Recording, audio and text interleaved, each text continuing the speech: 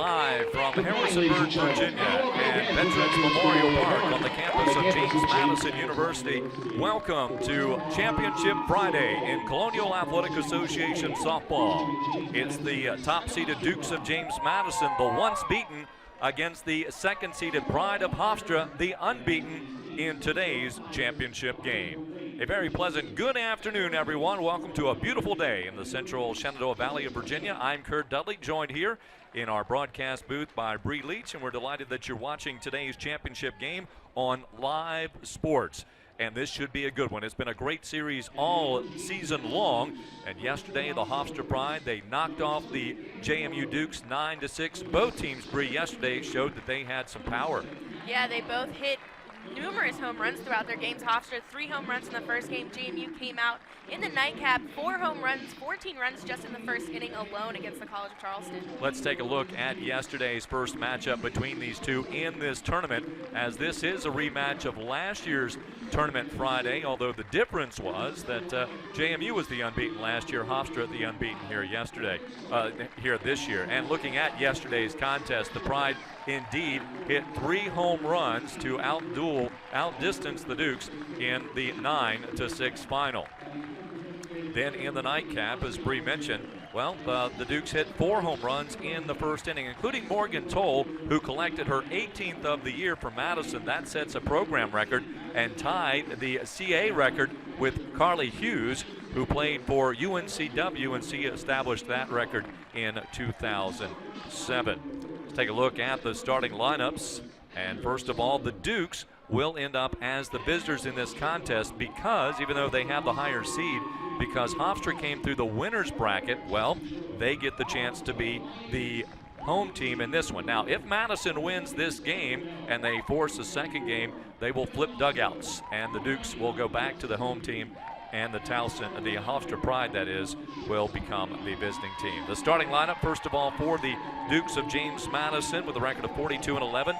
Morgan Toll leads off at third base, followed by the shortstop, Sarah Jubas. Kate Gordon hits third. She's a center fielder. She hit a 3-run homer here last night. Kirsten Roadcap, the first baseman, bats fourth, followed by the pitcher, Odyssey Alexander. Jessica Morozak is batting sixth. Batting seventh, right fielder Natalie Cutright. Madison Nyokas is the second baseman, batting eighth. And batting ninth, doing the catching, Ashley Samuels. Sydney Lascola will play in left field for the Dukes. And again, Odyssey Alexander in the circle. For Hofstra, Kristen Hallam at shortstop, Brielle Petrofessa at right field, and she'll bat second. Hitting third, first baseman Brittany Alaka. Batting cleanup, the DP, Sarah Edwards. Courtney Scarpato is in center field, batting fifth. Batting sixth is Nikki Miklowski. Batting seventh is Megan Paterno. She plays at third, and the catcher, Caitlin Musa and Michaela Transu at second base. Sophie Dandola is the starting pitcher in the circle for the Hofstra Pride. Now our national anthem, Pete Johnson doing the honors. And you see by the dawn's early light what so proudly we hailed at the twilight's last gleaming, whose broad stripes and bright stars through the perilous fight o'er the ramparts we watched were so gallantly streaming, and the rocket's red glare, the bombs bursting in air, gave proof through the night that our flag was still there. Oh, say does that star-spangled banner yet wave o'er the land of the free and the home of the brave.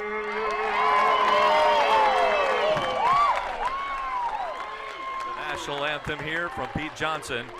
here on Sports Live Sports this afternoon. Let's take a look at this young lady in the circle, Bri Leach. She is a freshman, Sophie Dandola. Yeah, Sophie, she comes in here 1.84 ERA, a 16-5 win-loss record in 32 appearances throughout the season. She struck out 65 batters, only walked 28 of those, only given up 8 home runs, and batters are only hitting .218 against her. She did throw here in yesterday's matchup with the Dukes of James Madison. So she does have some of this CAA tournament experience overall. Yeah, Dandola named 3-time Rookie of the Week, 2-time Pitcher of the Week, so she garnered 5 different weekly award honors throughout the season. And what she has done thus far in this tournament, she has worked 2 games. She is 1-0, worked 6 2/3 innings, 7 hits, 4 runs, all earned, walked 4, and struck out 1. So her ERA is actually 5.4.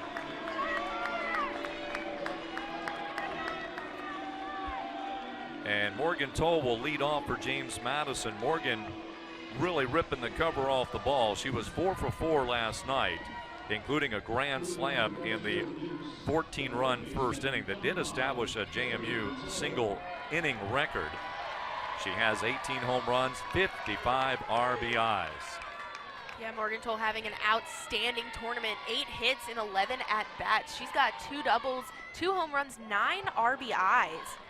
As she gets hit by a pitch there and takes first base. Dukes have their first base runner aboard. Dandola trying to brush her back off the plate, come inside and jam Morgan Toll, who takes one off the knee. She is hit by a pitch for the first time this season. Sarah Jubas also having a great conclusion to the regular season and into the postseason, batting at .305. Her numbers have been up on the rise, and she'll try to bunt one down, just as she did in yesterday's contest, and fouls it off for strike 1. Yeah, Sarah Jubas, she got Rookie of the Week the final 2 weeks of the season, having outstanding series against Hofstra and Drexel. Coming into this tournament, she's 7 hits on 10 at-bats. She's got a double and an RBI. The 0-1 from Dandola, and that is down the third base line, and it ends up in foul territory. So 0-2. It's Dandola and Musa, Alaka at first base, Transu at second, Hallam the shortstop, Paterno is at third. Then you find Michalowski in left field, Scarpato in center field, and Brielle Petrofessa in right field. 0-2 to Jubas on the all-rookie squad here in 2018. 0-2 the count against the JMU freshman. She's the only freshman offensive player in the lineup. And she'll loop it over the first baseman's head. Toll had to be careful. She'll have to hustle to second base, as she did not know. And they're going to ask for an obstruction, it looks like, as Alaka has gone in, and they're going to get together, the 3 umpires, to talk about this. And maybe we can take a look at it ourselves, as Larissa Anderson, the head coach of the Hofstra Pride, she's going to come out and plead her case on this. Was there an offensive obstruction for JMU's Morgan Toll? Here it is, just an inside swing, and trying to get back to the bag was Toll, so I think you can argue it either way. Yeah, Toll not doing anything on purpose, but she had taken that lead, tried to get back out of the way. Well, this is not good for James Madison, as the trio go over to talk to JMU's head coach Lauren Laporte in her first season, the CAA Coach of the Year. Say if you're Hofstra and they do get this call, this is such a lucky break for them. JMU really dangerous top of the order, getting those first runners on base, and Morgan Toll is called out. That's going to give Hofstra a really good break here, as she's sent back to the dugout, 1 out. JMU did have 2 runners on, 1 in scoring position, but now just Jubas over on first base.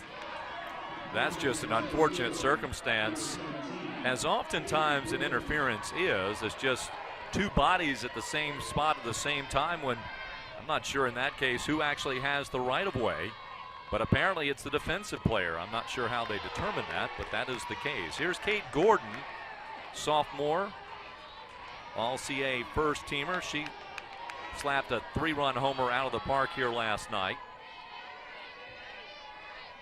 And Gordon with a .416 batting average. One hopper to the shortstop for one. The relay not in time as Jubas goes in hard to second base.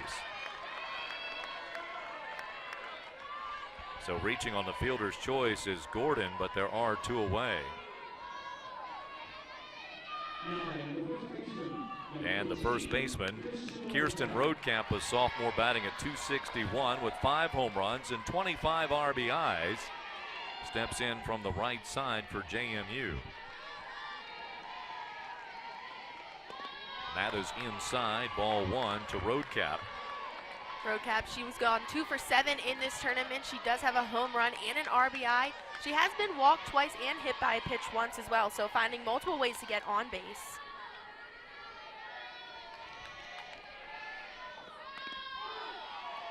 And a called strike. 1-1 to Roadcap.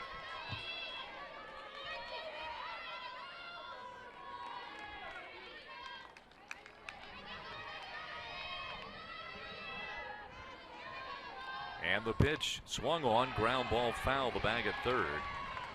These two programs met last year in this very same game. Madison was the unbeaten and won in the run rule fashion. JMU went on from there to Baylor for the regionals, and a lot of folks were shocked that Madison did not get an opening round tournament host site. They expect if they make it to the regionals this year, the Dukes will travel. 2 balls and 2 strikes for Hofstra. Not sure what their situation is, whether they feel like they have a chance to host or that they will hit the road again, but Hofstra certainly with a lot of experience over the years in the NCAAs. Yeah, Hofstra, they do have a 22 ranking in the RPI.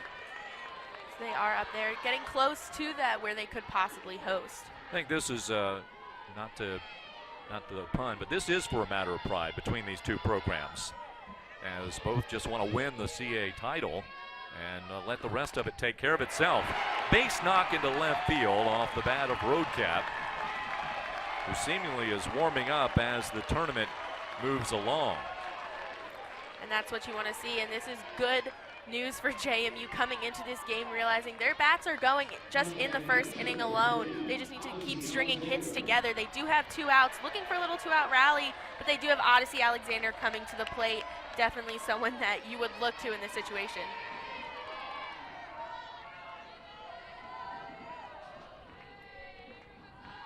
Alexander, the pitcher, coming into this afternoon's contest, the sophomore CAA Player of the Year, .383 at the plate with 15 home runs, 53 RBIs. She too homered here last night, picking up her 15th of the year. Yeah, she has 2 homers this weekend just alone. She's gone 3 for 10 and picked up 6 RBIs. Alexander with 53 RBIs on the year, and cut on inside. Nice pitch delivered by Dandelo.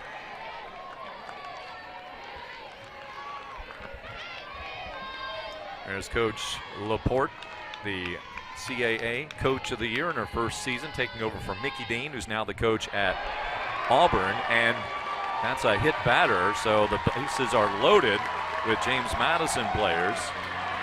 Say that ball definitely ricocheted really weirdly off. It had to have hit her at somewhere on her body.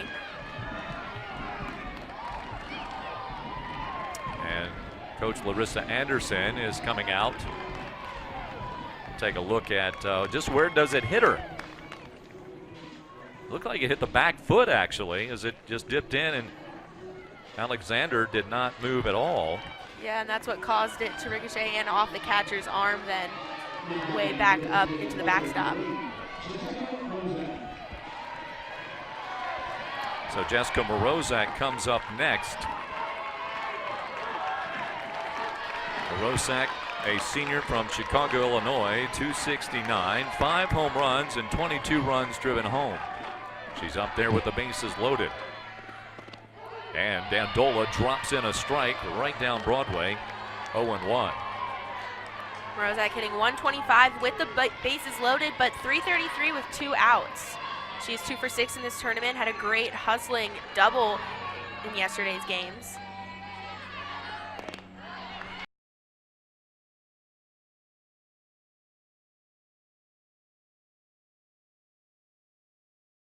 Ball inside.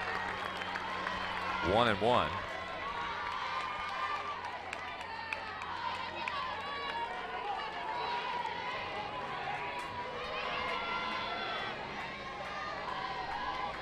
Bases filled with Dukes. And the ground ball to third. Paterno with an easy play in the force out of Roadcap at third base for the final out of the inning. So in the first for the James Madison Dukes, they do load the bases, getting a couple of hits out of it as well. And 3 runners left on base. After a half inning of play, it is James Madison 0 and the pride of Hofstra coming to bat here on Sports Live.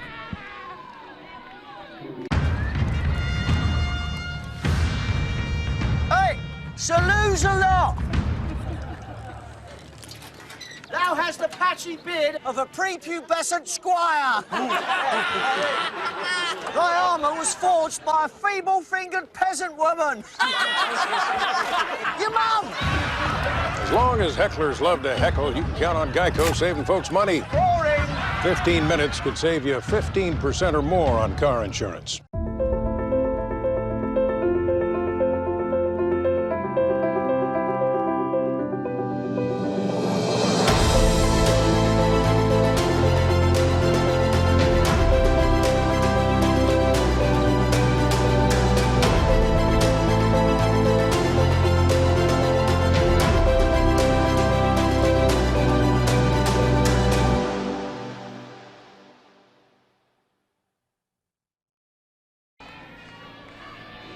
Well, the Hofstra Pride yesterday, 3 home runs socked out of the ballpark to beat James Madison here 9-6. As it was a back and forth affair, the Dukes tried to match, but they were no match for the 3 homers yesterday for the Hofstra Pride. So they're into this ball game. And the first pitch is in there for a called strike to Kristen Hallam. And for the Dukes, it is the CAA Player of the Year, Odyssey Alexander, in the circle. Kristen Hallam, she's gone 2 for 8 in the tournament. She does have 1 RBI and has walked once. Foul at the plate. Actually, Samuel, the catcher for Madison, just couldn't quite hang on. 0-2. Was Hallam asking for an interference? Quick question there. This time she slaps it right back to Odyssey Alexander. Alexander and Toll had a collision on a ball hit on a bunted ball yesterday, but both seem to be fine. They did remove Alexander from the circle soon afterwards. 1 out, and Brielle Petrofessa, a senior, 355, 13 home runs, 55 RBIs. And a called strike to Petrofessa. She has scored 5 runs in this tournament, so she has been a good table setter, as she is expected to be. Pops it up. This may be playable for Samuels, and she does come up with a catch.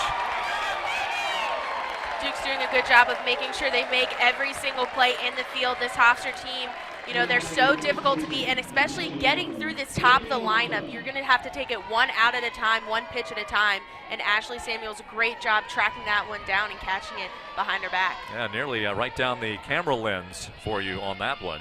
Here's Alaka, Brittany Alaka with a home run yesterday. First pitch in for a called strike. Alaka wielding the big bat with a .347 average, 13 home runs, 48 runs driven in.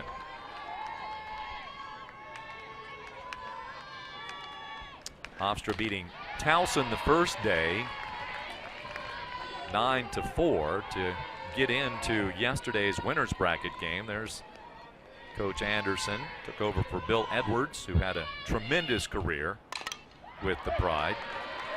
Really established this program as one of the best particularly in the Northeast, but of course also has its national ramifications as well. I mean, it's just a very respectable program, and Madison, that just started its program back in 2002, 2001, 2002, has certainly learned that as a member of the league. And strike 3 called on Alaka. Alexander doing such a great job out in the circle today. Almost all of her pitches were called strikes. You can tell that she's really on point, and she gets the strike out there. It's 3 up, 3 down for the Pride in the first. No score after 1 here in our first, maybe the first of 2. We'll see here on Sports Live.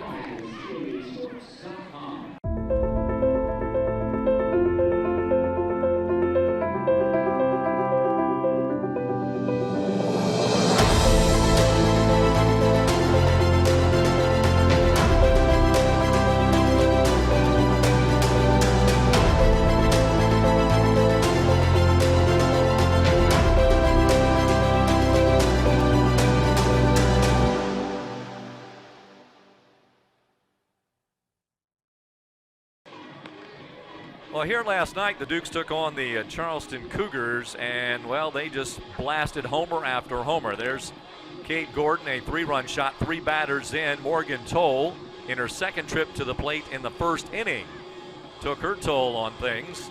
And then Odyssey Alexander with a 2-run shot. That cleared the utility building in center field.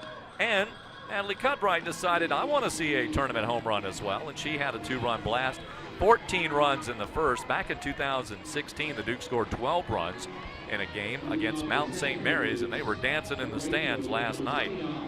And that just meant, hey, we got another great ball game today between these two programs. Yeah, JMU, they're really going to need to bring those bats they had last night in College of Charleston's game to the game today. Hofstra's such a hot hitting team that JMU's going to need all the hits that they can get to try to keep up with the Hofstra Pride. Natalie Cutright, a sophomore, playing in right field against the Pride, will ground it to the left side. Racing in, and the throw is low and safe is Cutright, as she will give the Dukes a leadoff base runner. Cutright doing a good job of hustling down the line, running as fast as she can, and she just barely beats this out. It looked like maybe she just did not have, Alaka had great security of the softball. And Madison Nyokis is up next for James Madison. And a called strike. By the way, Carrie Joseph is the home plate umpire. Mario Calabrese is at first base, and Tricia Trescott at third base.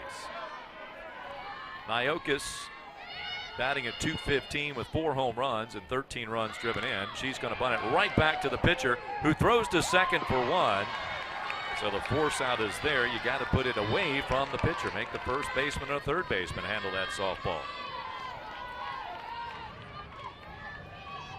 Nyokis reaching on a fielder's choice. So that will damage her batting average just a bit, but a fine defensive play. And that's one thing that Hofstra really has shown some great defense this week. Hofstra is 7th in defensive nationally. They have a 978 fielding percentage, and they're the only team in this tournament who has yet to commit an error. Ashley Samuel, senior catcher at the plate for Madison, 204, 5 home runs, 25 runs driven in. Dandelo drops another one straight in. It's 0-2. Samuel's the number 9 hitter.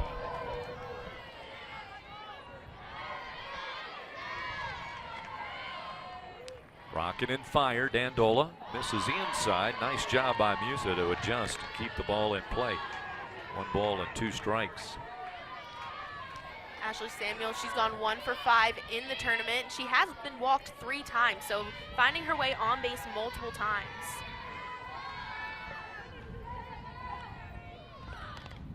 Got jammed and fouls it off. Holding tight at 0-2. In the matchup yesterday, Hofstra 9 runs on 8 hits and no errors and left 8 on base. The Dukes 6 runs, 8 hits, committing 3 errors and left 7 runners stranded. It was Dandelo as the winning pitcher. And in doing so, she upped her record to 16-5. Payton Birch a freshman for JMU and the Rookie of the Year, took the loss with 3 2/3 innings of relief of Alexander, as she slipped to 18-5. That's a nice looking pitch. Samuels is out.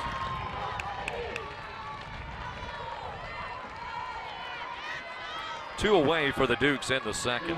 That brings up the top of the lineup for the Dukes. 2 outs. Morgan Toll.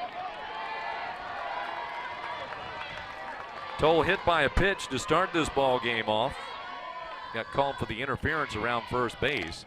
And one hopper to Paterno, who retired Toll at first base. Hofstra with another inning, getting out of a runners on a base situation. Able to keep this one scoreless at 0-0 heading into the bottom of the second. And we'll be back with the bottom of the second after this on Sports Live. Seek, shape, and discover your own educational and career path at Hofstra University, where dedicated faculty help you pursue your passions in a dynamic learning environment. From tailored programs in small class settings to exciting internship and networking opportunities in nearby Manhattan. Participate in a service project that gives back to the community while building leadership skills. Conduct research in one of our innovative labs, or intern with top-tier companies in finance or media. No matter your journey, Hofstra will get you to where you want to go. Learn more at hofstra.edu/visit. The first time I stepped on campus, I had a great feeling about the community here. People care about you. Your growth, your success, your experiences. When I became a part of that myself, that's when I knew I was home.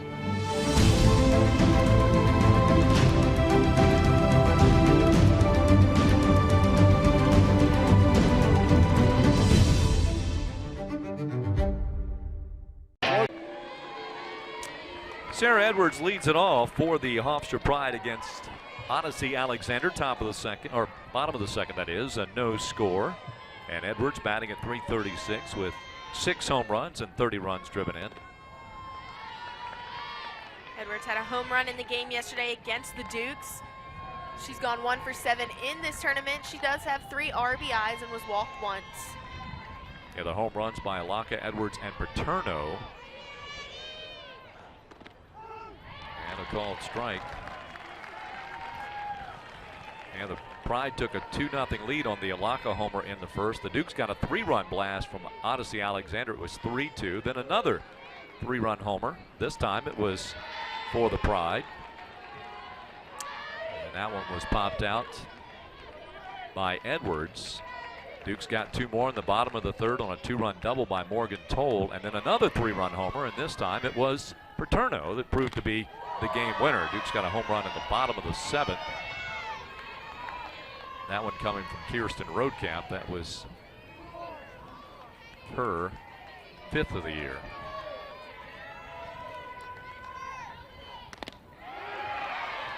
And a strike. Full count for senior Sarah Edwards. She's first team All-CAA selection. She's reached base in 17 consecutive games.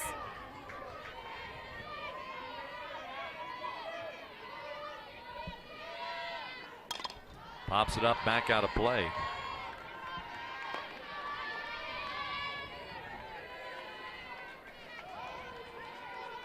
Beautiful day here yesterday. We had to deal with a little bit of rain in this matchup yesterday. In fact, it featured a delay of about an hour and 45 minutes. But that was the only delay that we had, fortunately, for the day.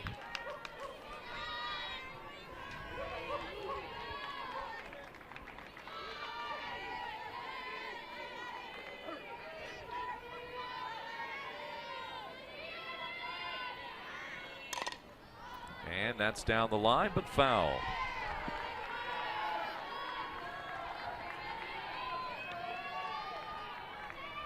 Three balls and 2 strikes.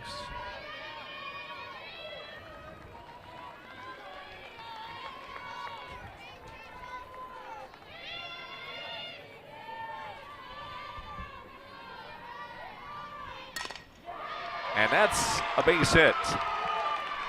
And that's going to extend Edwards' streak. She's going to get to 19 games. She was at her 18th game yesterday.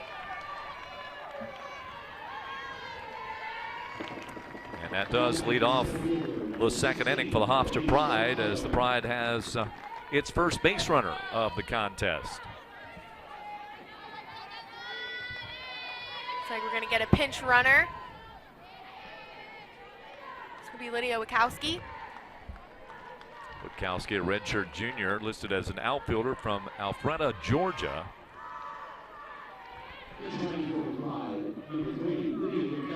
So she'll run for the designated player, Sarah Edwards.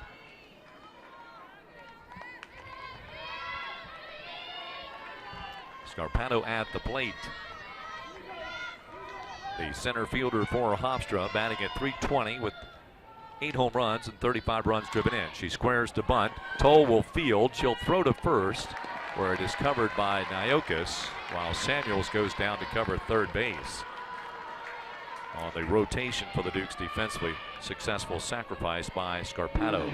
Both teams doing their job on that one. Scarpato, a perfect bunt, advancing the runner over to second into scoring position, and Morgan Toll doing her job defensively, getting that and getting an out at first and getting at least one out on the board.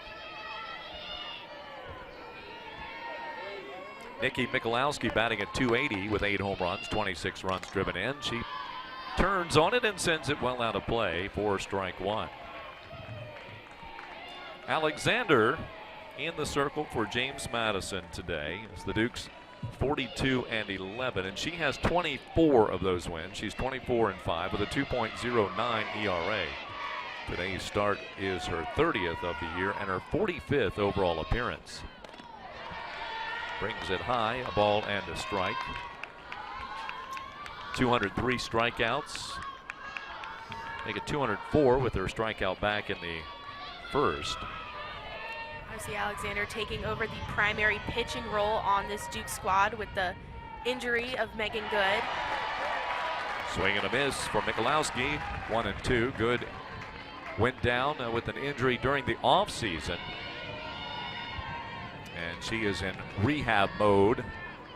And we do anticipate that she'll be playing for the Dukes next year.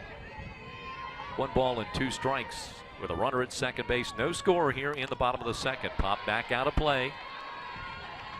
Once again, a good crowd is on hand here at Veterans Memorial Park. There you see folks, some of them were out there standing. They did not open the gates until about 11 o'clock for the noon start time. And some folks are very superstitious where they want to sit, very particular, and some will hustle on in here an hour ahead of time. Ball outside, 2-2.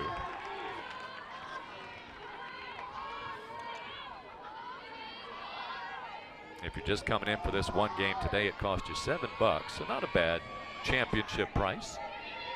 Watch 2 teams receiving votes, nationally ranked. That foul tip on their foul ball, that is, on a check swing. 2-2. Just runs in on her.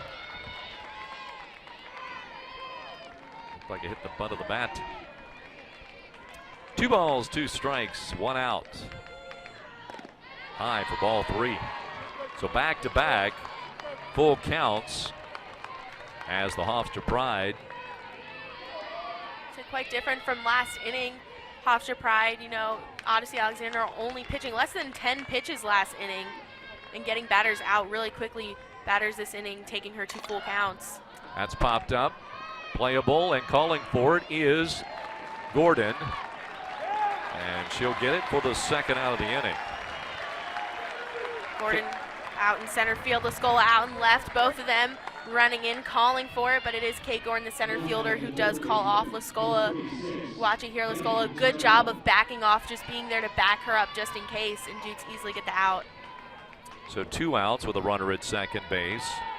And Megan Paterno, a senior, 250 on the year, 9 home runs, 32 runs driven in.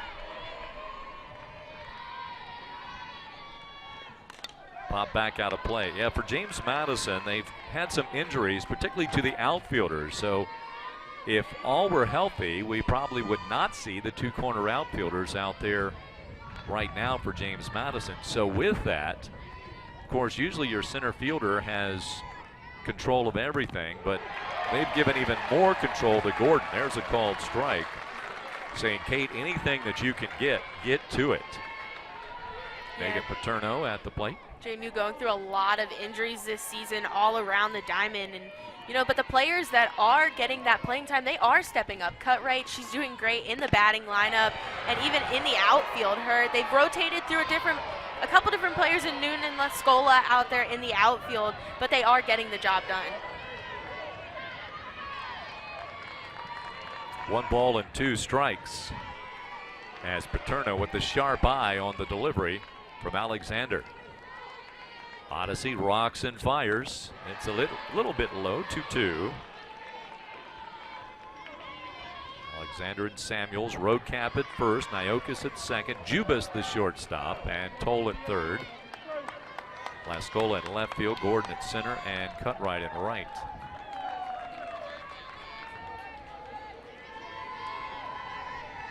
Odyssey Alexander, sophomore from Boynton, Virginia. Delivers, and it's fouled off by Paterno. Paterno moved into the program for Hofstra in their top 10 for home runs with 28 in her career. She's got 9 this season, including the one from yesterday.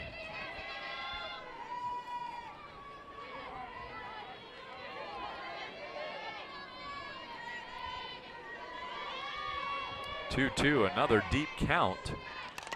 Popped up, and calling for it is Samuels.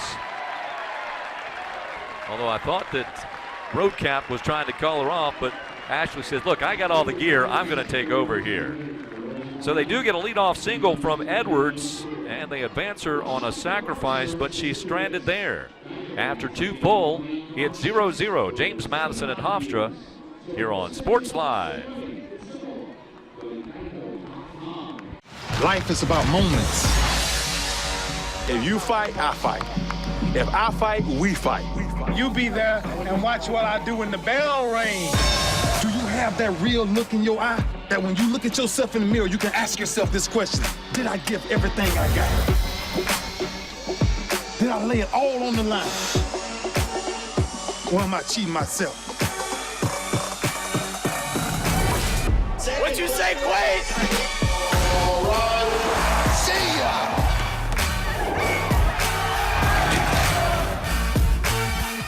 Right at it. Oh! He's done it again!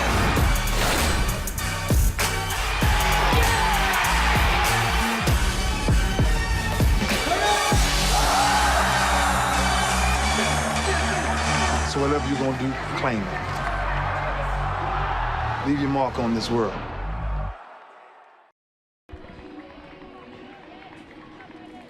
CAA championships, some of the Hillsiders here in Harrisonburg off of Route 42. And there's Dandelo. Both these teams have a lot of similarities. Power hitting clubs, both have set single season home run records, and both have sophomore freshmen 1-2 pitching punches. Yeah, both have pitchers that work really well in tandem, especially the Hofstra Pride, Dandelo.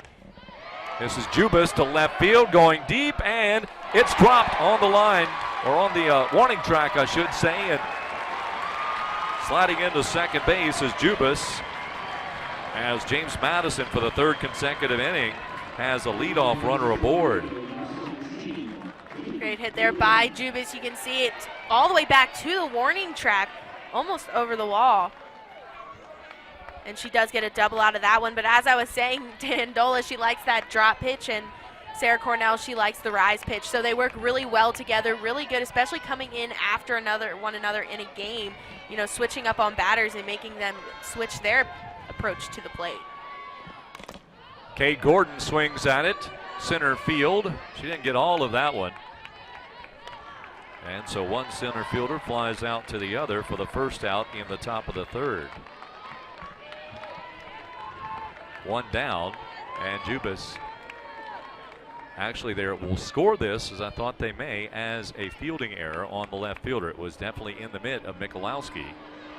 A catchable ball. She just dropped it trying to squeeze it.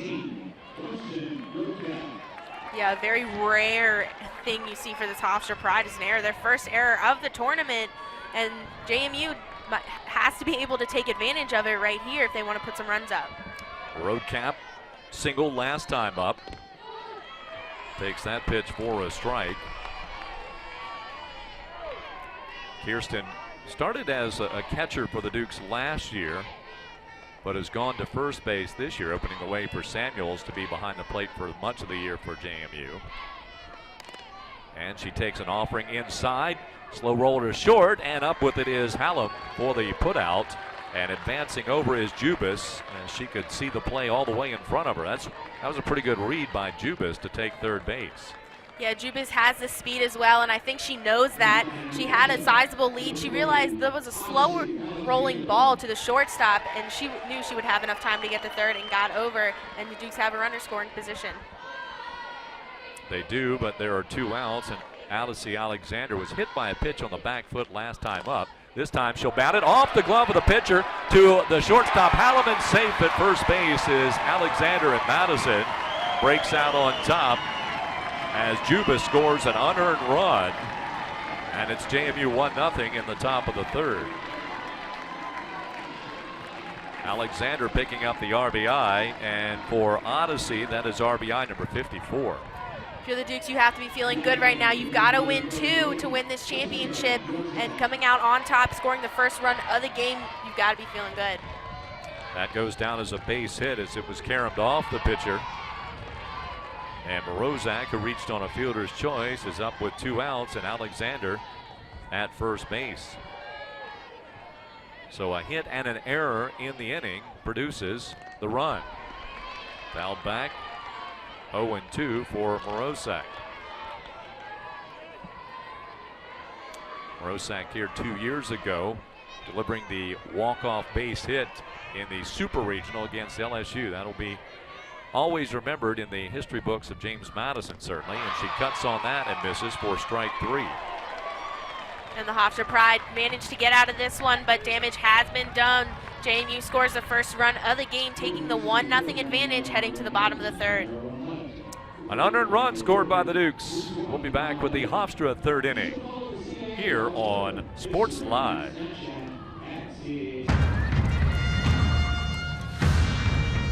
Hey, salutes a lot. Thou hast the patchy beard of a prepubescent squire. Thy armour was forged by a feeble-fingered peasant woman. Your mum! As long as hecklers love to heckle, you can count on Geico saving folks money. Boring. 15 minutes could save you 15% or more on car insurance. Floats it into the post to Nick Harrison. We've all been there. Can't even see the score. Oh my God. Trying to watch the game on that tiny screen? It's time to watch sports the way they were meant to be watched. On this, in high definition. You can now watch all your favorite teams and players on the big screen for free. With CAA.TV, you'll never miss a moment. Take back the living room by searching CAA on your device.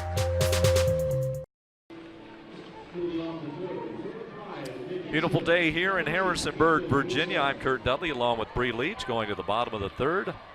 JMU breaking out on top 1-0 over the Hofstra Pride. Odyssey Alexander got the RBI. Will face Musa, the catcher, swinging and missing for strike 1. Caitlin Musa, a senior, 277, 1 home run, 18 runs driven in. I was talking about the home runs and the sophomore freshman pitching combinations that both these teams have are very similar. The biggest difference is that Hofstra, a very senior-laden team. Yeah, we saw it. It's really strong in the Hofstra-Towson matchup, but Hofstra, so many seniors on this roster, and that's primarily why they have so many people on the first and second teams getting those postseason awards because of their experience in Hofstra. They've worked up to their record this year and the resume that they've built because of the seniors on this roster, and they're going to be missed greatly next year.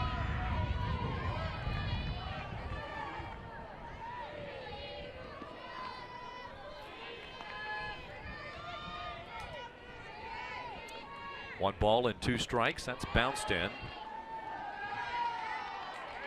Count evens at 2-2. Musa wearing number 8, hits number 8 in the order. This weekend she's gone 1 for 6. She does have an RBI and a walk.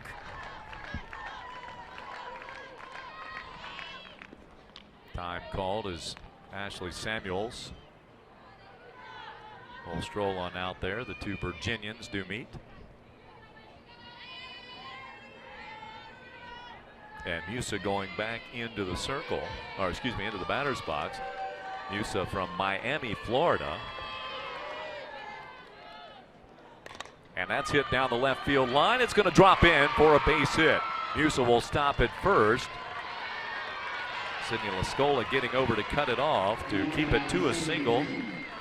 Both teams been pretty good thus far at getting the lead batter on base.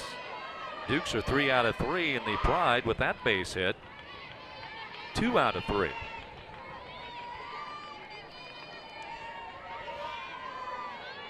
Michaela Transu, another senior, 261 home run, 15 runs driven in. She has had some great defensive plays at second base, showing range and good hands throughout the week. Of course, the Pride has only played, they got the smallest sample thus far, just the 2 games, as the Pride in the driver's seat. And a strike, 0-2. Say if you're JMU, you want to be watching Musa over on first base. She is only 1 for 1 on the season in stolen base attempts. She really doesn't steal that often, but down 1-0 in a championship game, look for them to maybe be a little more aggressive on the base running path.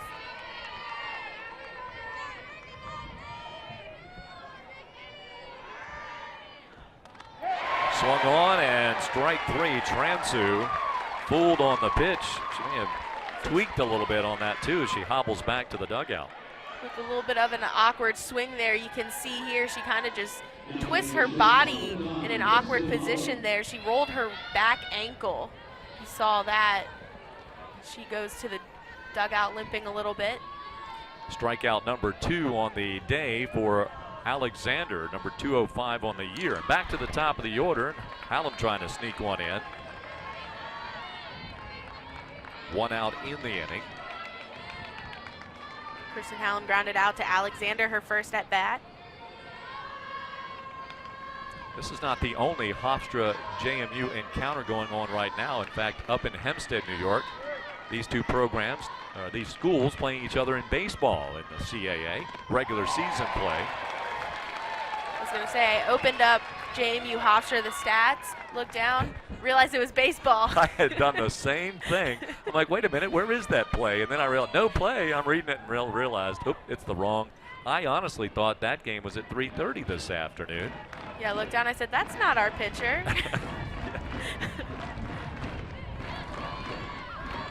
It's like Hofstra's women's soccer team made the journey down here to watch the softball team in their CAA tournament. 0-2 to Hallam. Get a little Duke supporting Dukes, get some Pride supporting Pride. Popped up, calling for it is Jubas. She's in foul territory for the second out. 2 away in the bottom of the third. I did see a couple of James Madison men's basketball players here.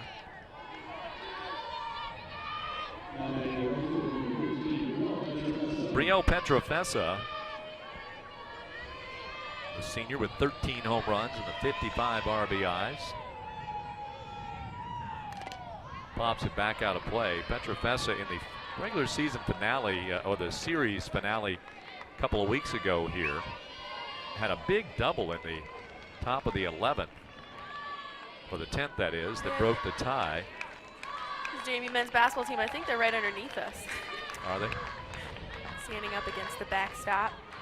But she had a double that gave the Pride an 8-6 lead, but Madison came up with 2 runs to tie, then a 3-run homer to win it from Kirsten Roadcap in the final game of that series. That was the 5th consecutive win in the series, which Hofstra holds the overall lead.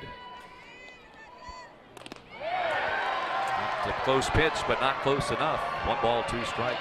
Yeah, Petrofessa having a really good tournament, finding different ways to get on base. She is only 1 for 5 at bats, but she does have 4 walks, so really helping her team out in that capacity. Hofstra leading the series 39 up to 22. And in CAA games, tournament games, 10-6.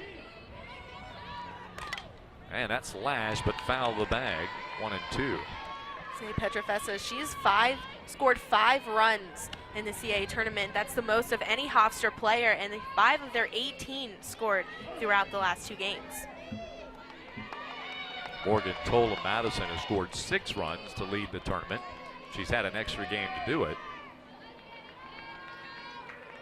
She scored twice in the first inning alone last night. Swung on and missed. The strikeout of Petrofessa, second of the inning, third of the game. Here, Alexander, you've got to be feeling really confident now. Third strikeout, 3 innings, you're taking them down. Just a few base runners. Still scoreless here after 3 for the Hofstra Pride. JMU leads 1-0.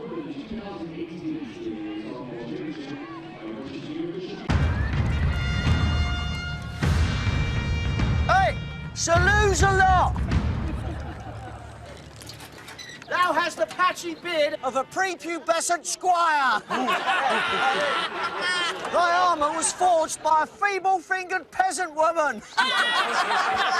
Your mum!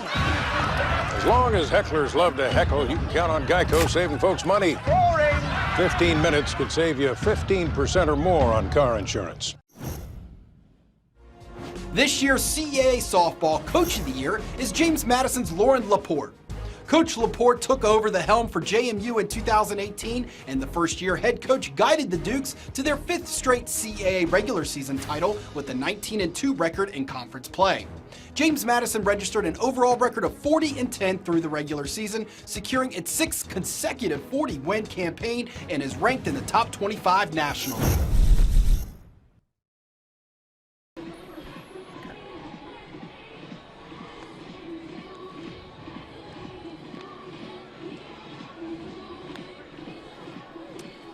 After 3 innings, the Dukes 1 run, 4 hits, no errors. The Pride, no runs, 2 hits, and 1 error.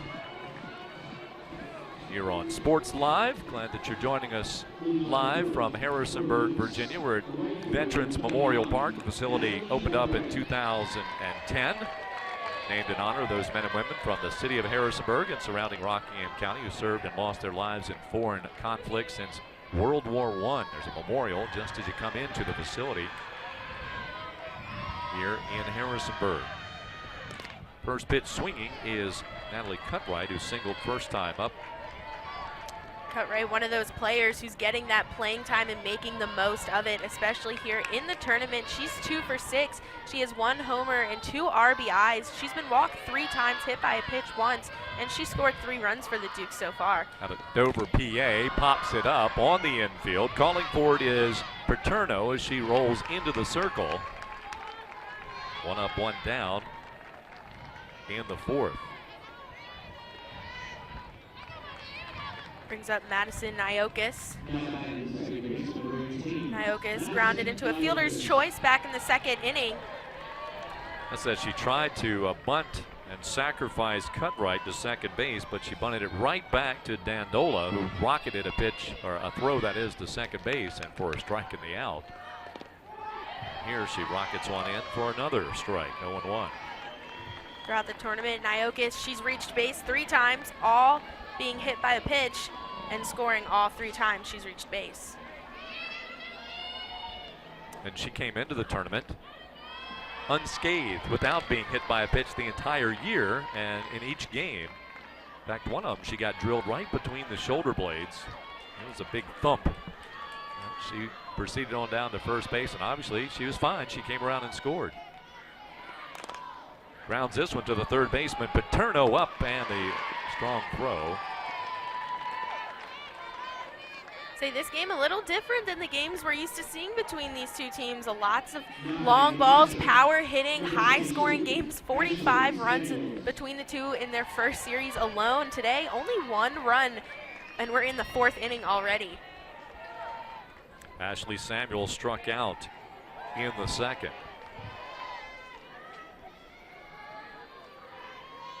The JMU senior catcher swings and fouls it back out of play. Double elimination tournament. Again, Hofstra in the driver's seat. Hofstra just has to win one today. If you get to that championship, that winner's bracket game on Thursday, basically what you have to do is win a series.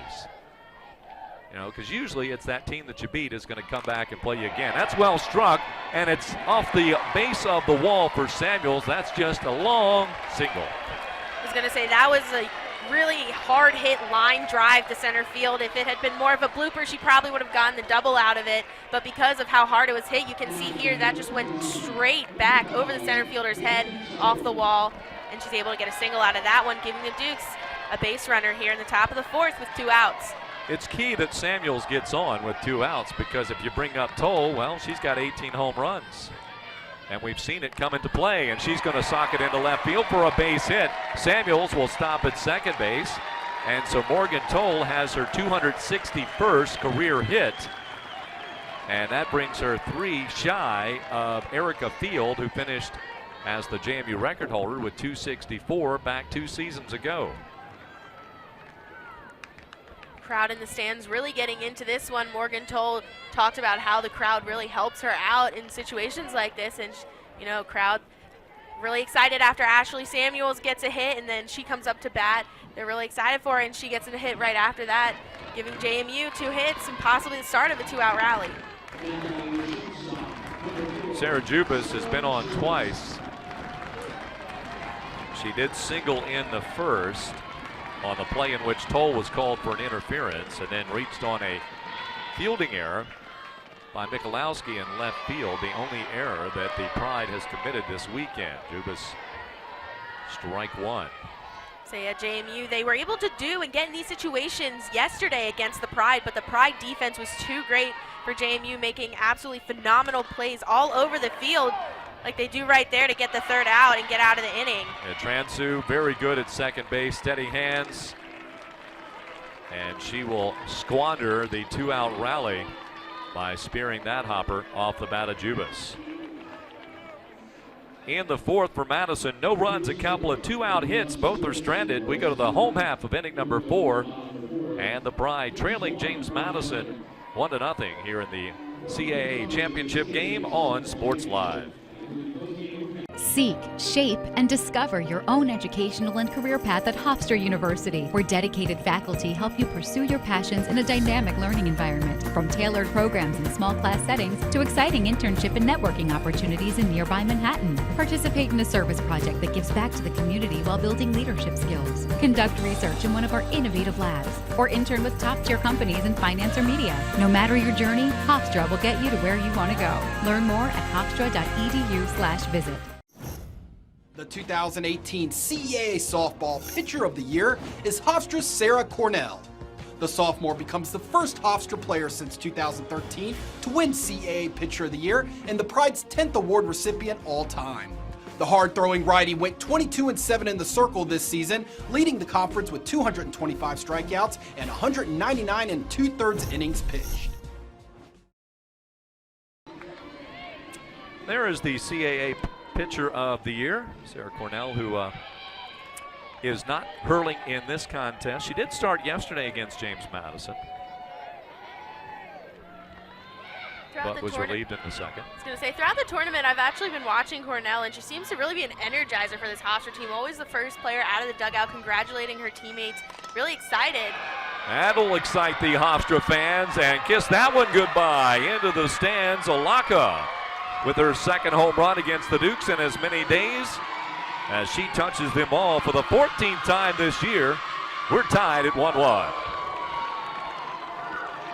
Alaka, her second home run of the weekend, both coming against the Dukes, and she ties this one up at 1-1.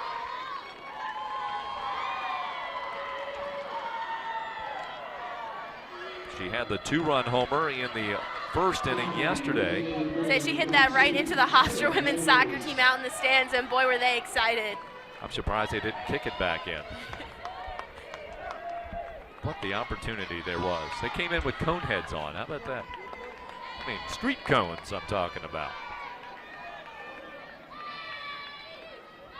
So 1-1, we are tied up. And Sarah Edwards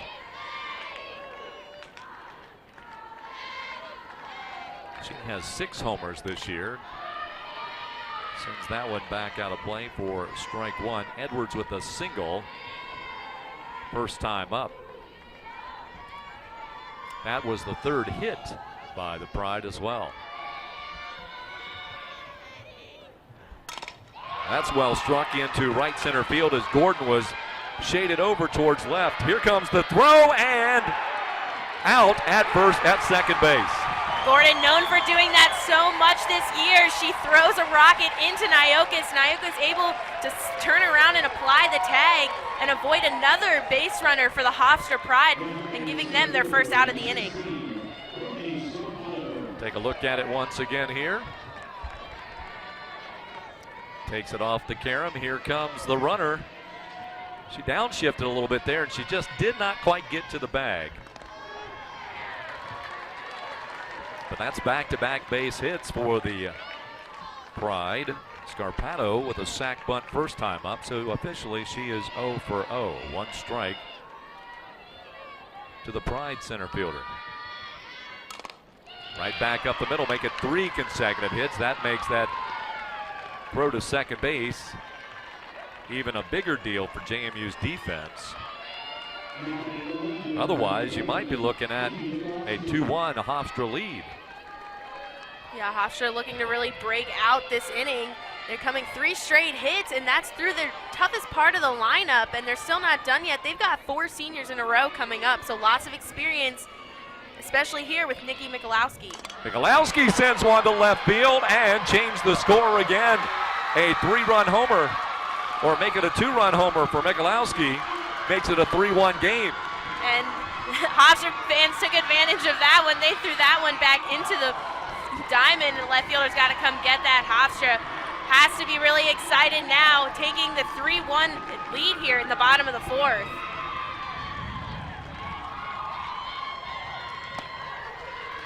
Michalowski, her 9th charge of the year. Add 2 more RBIs to her total for 28, and the Pride in the 4th with the 3-1 advantage. And for the Pride, that is home run number 2 of the inning, home run number 67 on the year. And with every home run the Pride hits, it is a single season Hofstra record. Heads up in the JMU dugout. Brings up Megan Paterno, third baseman, senior, batting at a .248. She fouled out back in the 2nd inning. Pitch high, a ball and a strike. 4 consecutive hits for the Hofstra Pride. Alaka, Edwards, Scarpato, Michalowski. There is an out there, however.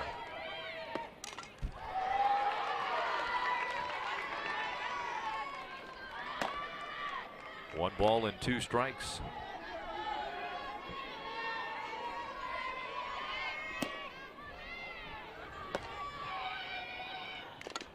Fouled off.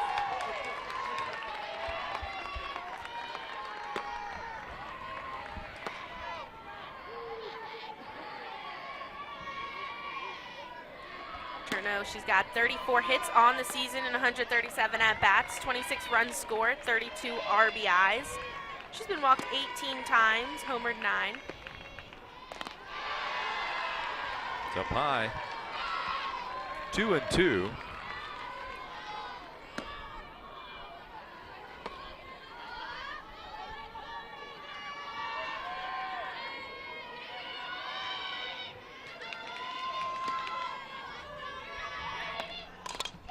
Skied, but I think this will stay in the ballpark. Lascala gets underneath it.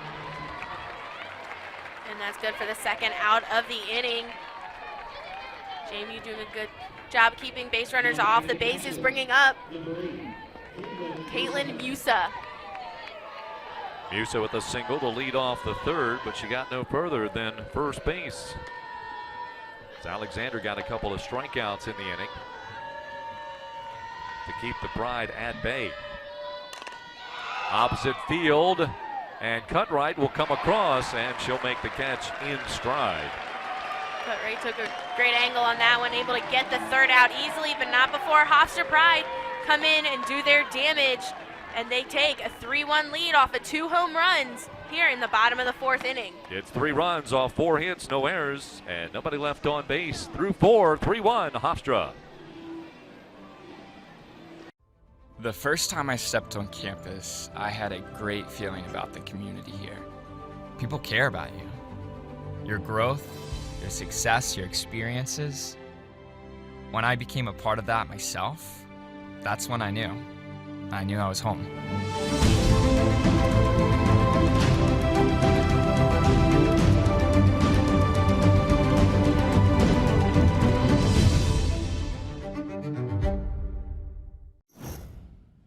The 2018 CAA Softball Defensive Player of the Year goes to Elon's Hannah Olson. Olson is Elon's first ever recipient of one of the CAA's major individual softball awards. She finished her senior season with a .936 fielding percentage, committing just 11 errors and 173 chances at shortstop.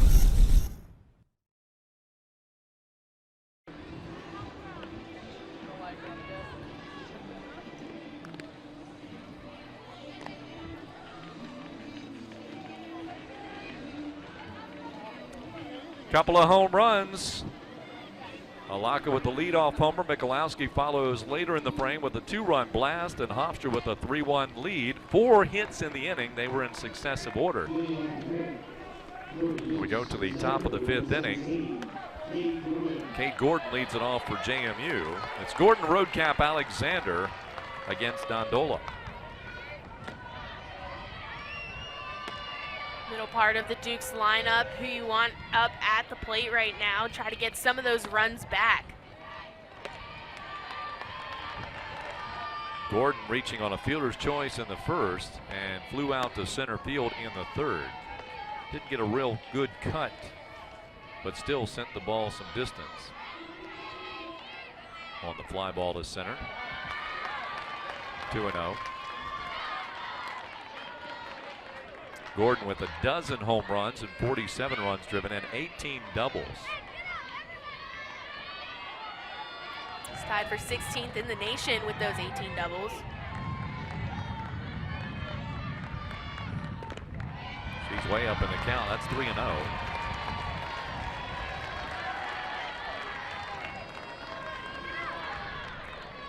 Here in Harrisonburg, CAA softball tournament. CAA baseball tournament begins here in less than 2 weeks.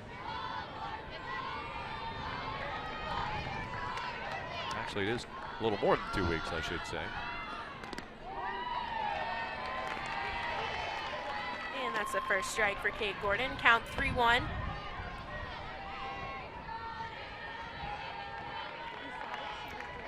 Six of the 9 baseball teams will be here for that double elimination tournament. And a line drive. Paterno, she's been kind of routine at that the last couple of days. Yeah, she's really locked down that hot corner there at 3rd base, showing just why the Hofstra Pride's defense is ranked 7th in the nation. Kirsten Roadcap 1 for 2. Singled in the 1st, grounded out to short in the 3rd. This is not the only tournament going on here on the James Madison campus this weekend, as Roadcap liked that high pitch and sails it back out of play. The NCAA lacrosse tournament for women begins today as sites around the country, and James Madison, the number 3 seed, with a bye today, but hosting the Virginia Cavaliers and the Stanford Cardinal.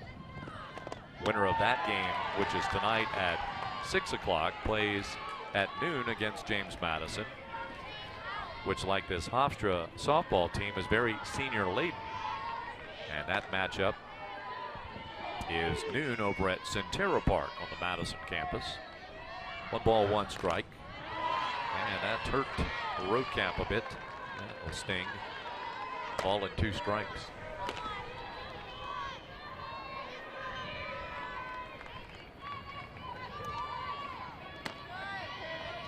Dandelo only giving up 6 hits today, 1 run. She does have 2 strikeouts over 21 batters faced.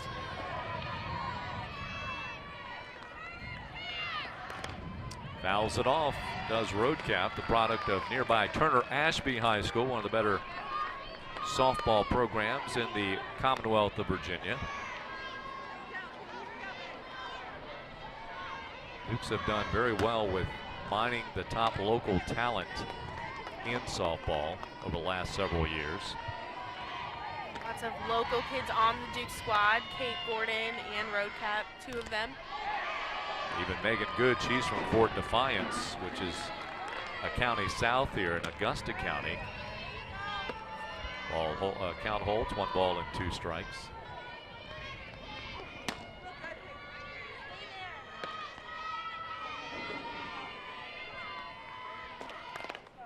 And she'll loft it into left field, drops it in.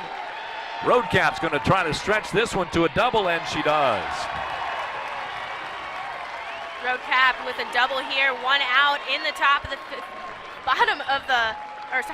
inning. Top of the fifth, they are visitors today.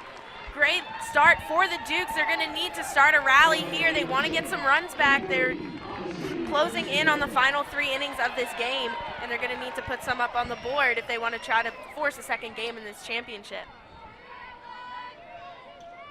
Odyssey Alexander makes her 3rd trip to the batter's box. She was hit by a pitch on a 1-1 count in the first, and then took one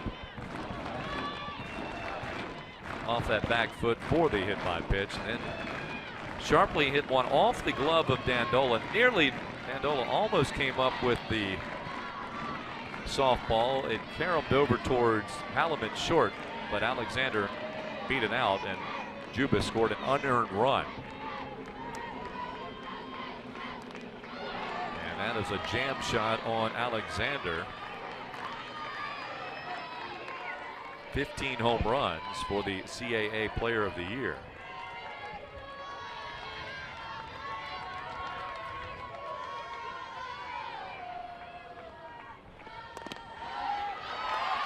Missing inside just so slightly, 1 ball and 1 strike.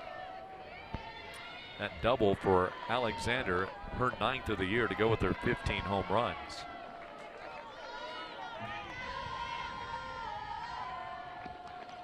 Dandelo delivers, and way out in front is Alexander. She turns on it, nearly hits it behind her by the time it was all said and done. Say both teams doing a really good job of fouling off pitches that they don't like, sitting back, waiting, and really waiting for the pitch that they want. And if they don't like it, but it's close, they do end up swinging and fouling it off. But JMU doing a good job. Alexander, one of those, doing that right now. And she takes the pitch low. 2 balls, 2 strikes. Well, she might have to fight that one off, but she has the good eye. 2-2, and the rookie in the center brings it on. That's a ground ball, foul the bag at third.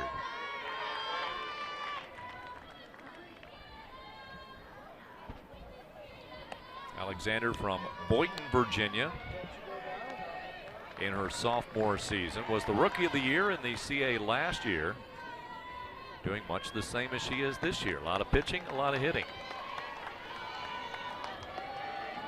We'll say Payton Birch is to the Dukes this year as Alexander was to the Dukes last year. And she cuts on a high one and strikes through it for the 3rd strikeout of the at-bat and the 2nd out of the inning.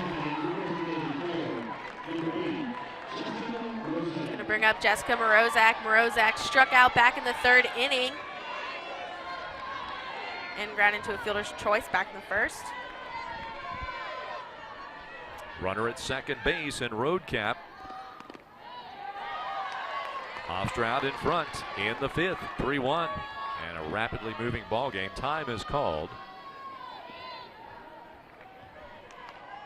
This game just a little over an hour old, and we are in the 5th inning. Carrie Joseph breaks it up. The umpires do not give them a lot of time to chit-chat. No gossiping out there. Get to the business. You know, they want to keep the game moving along as quickly as possible.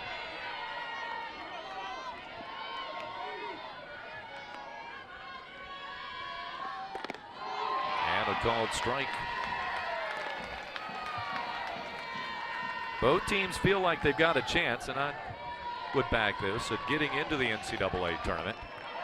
The selection show is Sunday night at 10 on ESPN2. They've got some coast-to-coast action to finish up on Sunday. Ground ball hit to the third base side, and the long throw. Big play by Hallam. Morosak could not beat it out. And that leaves a runner stranded. Going to the home half of the fifth, Hofstra looks to build on a 3-1 lead when we return on Sports Live. Floats it into the post to Nick Harrison. We've all been there. Can't even see the score. Oh my God. Trying to watch the game on that tiny screen? It's time to watch sports the way they were meant to be watched. On this, in high definition. You can now watch all your favorite teams and players on the big screen for free. With CAA.TV, you'll never miss a moment. Take back the living room by searching CAA on your device. Now on to the individual awards. The 2018 CAA Softball Rookie of the Year is James Madison's Payton Birch. The freshman pitcher was 17-4 with a league best 1.39 ERA for the Dukes this season. She was named a top 25 finalist for the NFCA Division I Freshman of the Year award and has struck out 87 batters in 141 in the third innings.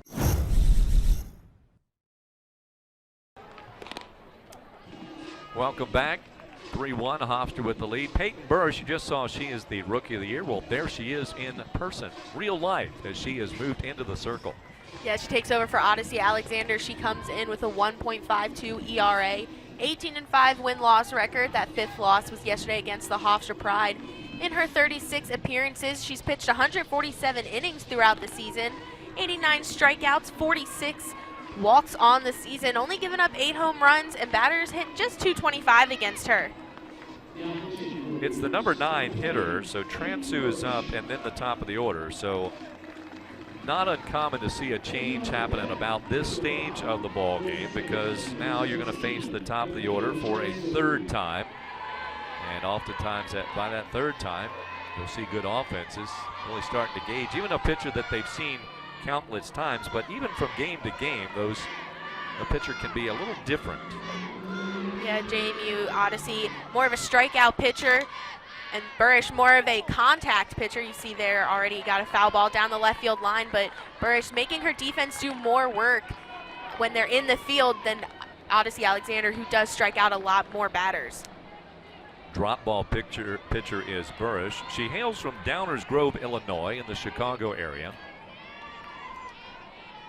Works from that third base side. She starts it off, and then by the time she launches, she's right there in the center of it all. So 1 ball, 1 strike.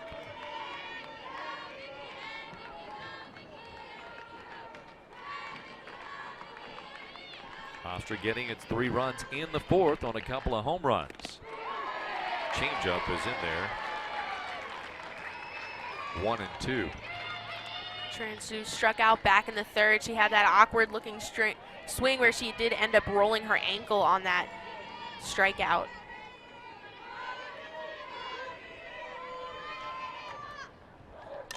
That's sent to right field. Deep it goes, and playable though for Cutright and right.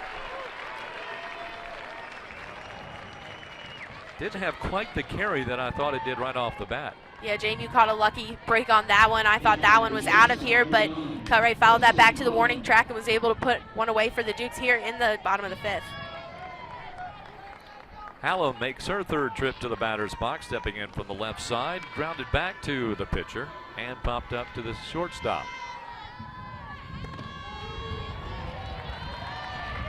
First pitch is in there for a strike. It's 0-1.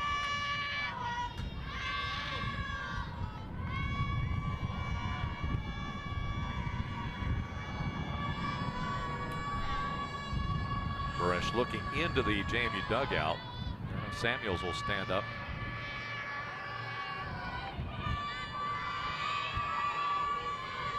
Of course, Hallam can slap at it.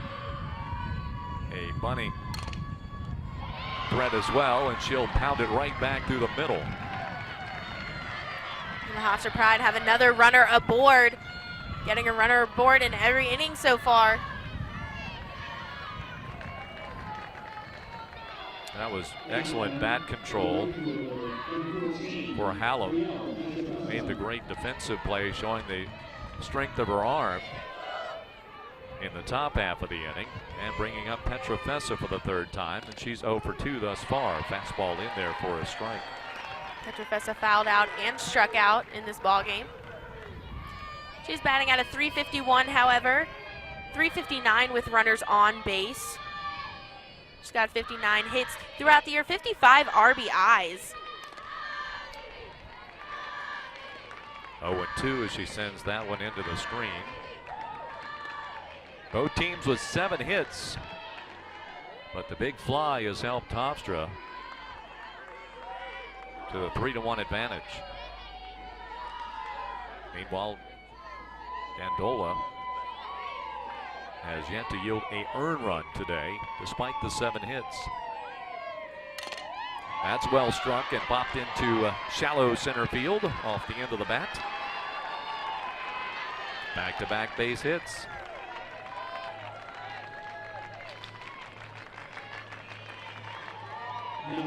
Hofstra breaking out in back-to-back innings. A really quiet first 3 innings for the Pride, but their bats are really starting to come alive, and this is where you're seeing it, stringing hits together, and eventually they hit those long balls and they're able to score everyone on base.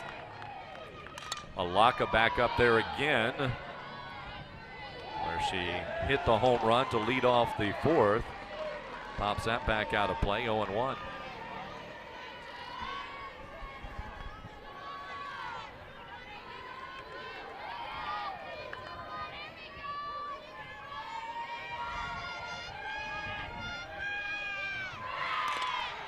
Again, sending one high into the sky and out of here.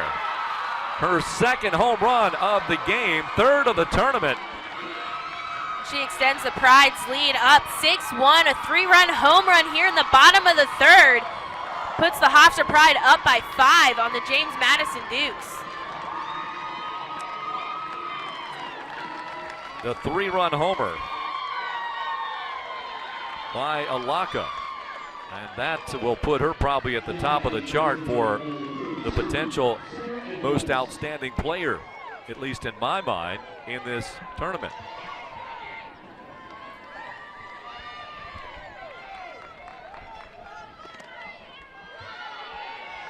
And Edwards, who is 2 for 2, at the plate next.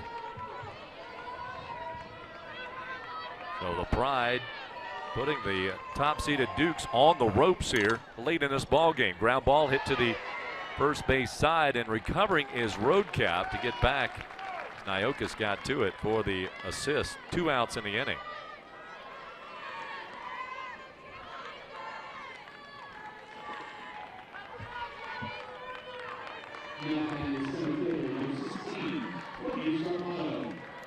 Scarpato 1 for 1 with a run scored. Kind of a check swing. I don't know if she was trying to slap it or what, but it ends up popping up in the air for the final out of the inning. But another 3-run homer. The Pride, the hammering Hofstra Pride, takes a 6-1 lead. Going to the 6th, only 2 left for the Dukes. 2 innings left for the Dukes. But the Pride has another idea. We'll be back with more here in just a moment. You're watching the CAA Softball Championship Tournament on Sports Live.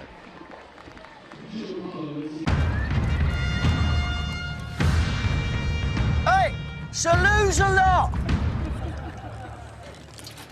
Thou hast the patchy beard of a prepubescent squire. Thy armour was forged by a feeble-fingered peasant woman. Your mum! As long as hecklers love to heckle, you can count on Geico saving folks money. Boring. 15 minutes could save you 15% or more on car insurance.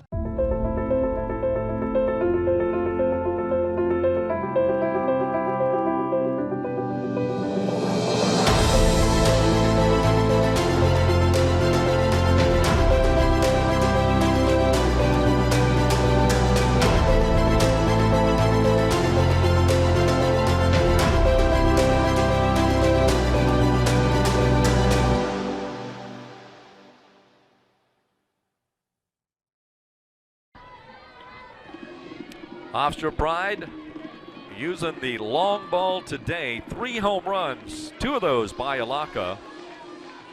A 3-run blast. She's got 4 RBIs in this game with her 2 homers, and then a 2-run blast from Michalowski. Dandelo, who has given up just 1 run, and it's unearned on 7 hits. Faces the bottom 3 of the order here in the 6th. So Dandelo can set it up very well for her Pride here with a good inning. And she'll start off Cutright outside with ball 1. Cutright 1 for 2 with a single to left. Actually single to shortstop, left side of the diamond. Same side of the diamond, this time it's to Paterno, who's been sparkling at third base.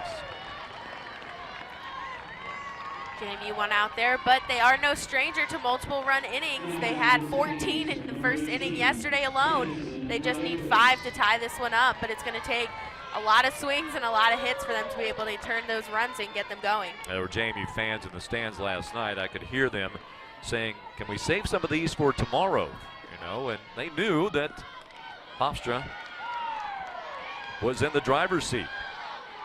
Pitch is high, ball 1 to Nyokas, who is 0 for 2.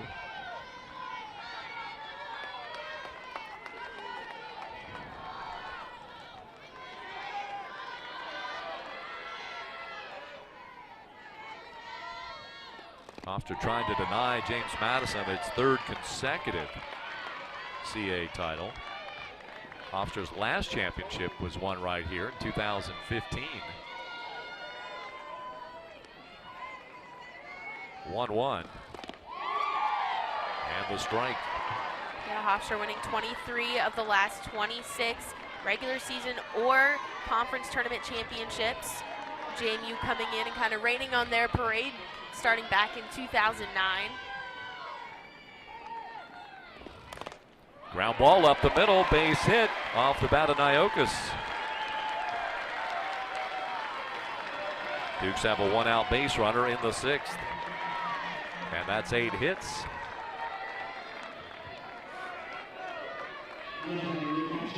Give Nyokas her first hit of the tournament. Like I said before, every time Nyokas has reached base, she scored, so maybe a little good luck here for JMU with just 1 out.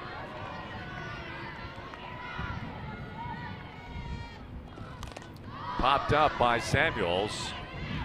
Transu calls for it. Squeezes the 2nd out of the inning.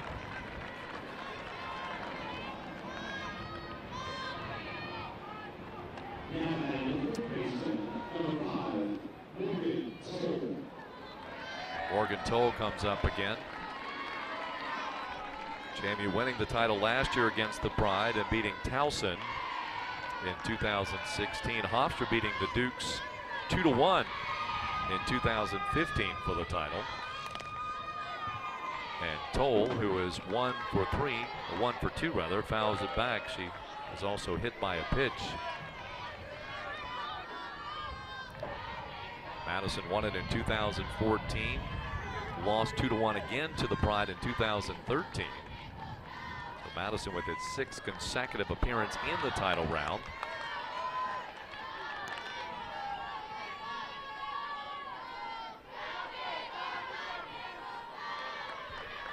But Hofstra certainly has had its share. In fact, from 2002 to 2008, the title belonged to the Pride. And for Toll, it's a fly ball to left field. Michalowski covering the ground with grace, and the putout of the Dukes senior 3rd baseman from the top of the order. So nothing across for the Dukes in the 6th. Hofstra maintains a 6-1 lead as we continue here on Sports Live, the 2018 CAA Softball Championship Tournament. Life is about moments. If you fight, I fight. If I fight, we fight. You be there and watch what I do when the bell rings. Do you have that real look in your eye that when you look at yourself in the mirror, you can ask yourself this question: did I give everything I got? Did I lay it all on the line? Or am I cheating myself? What you say, Quaid? See ya!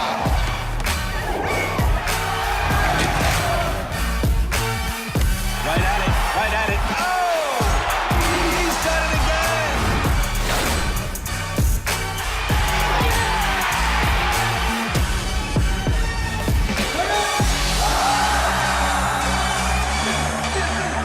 So whatever you're gonna do, claim it. Leave your mark on this world. Mickey Michalowski starts it off, strike one from JMU's Payton Birch. Michalowski back at the plate with a home run back in the fourth inning. You stole my thunder. Down the left field line. Let's hope that's the only thunder we have today. Hopefully. 1 ball, 1 strike.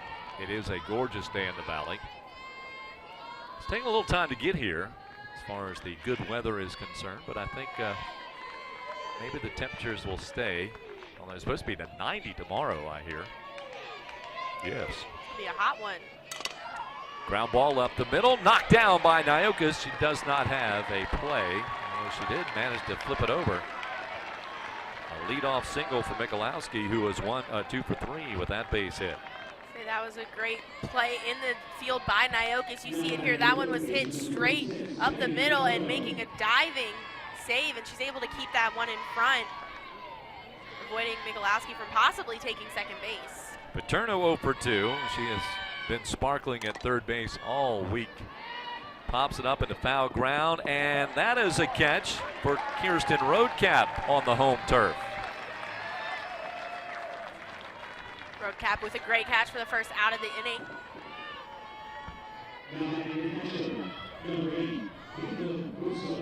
Payton Musa comes up. Musa 1 for 2 with a single to left.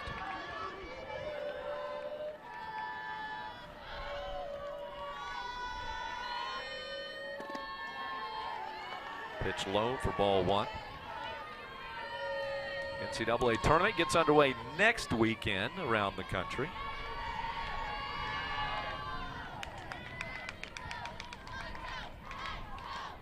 Hopefully both of these teams will get a chance to represent the Colonial Athletic Association. Certainly we know the winner will. Again, the selection show Sunday night, ESPN2. Always fun to watch the field revealed.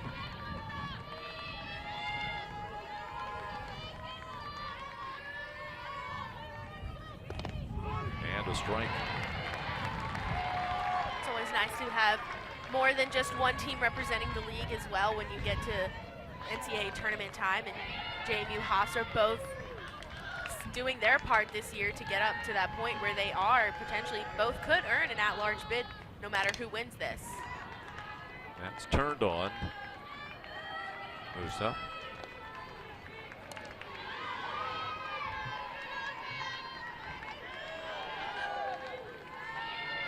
Right up to 10 hits with the Michalowski single to start the inning. 1-2. Just missing. That twirled in, but inside. 2 balls, 2 strikes. Kaylin Musa, her batting average at .281. She's actually improved that by more than .130 since the beginning of April. She's been hitting in 15 games since then, including 6 multi-hit performances, and she's already got 1 hit today.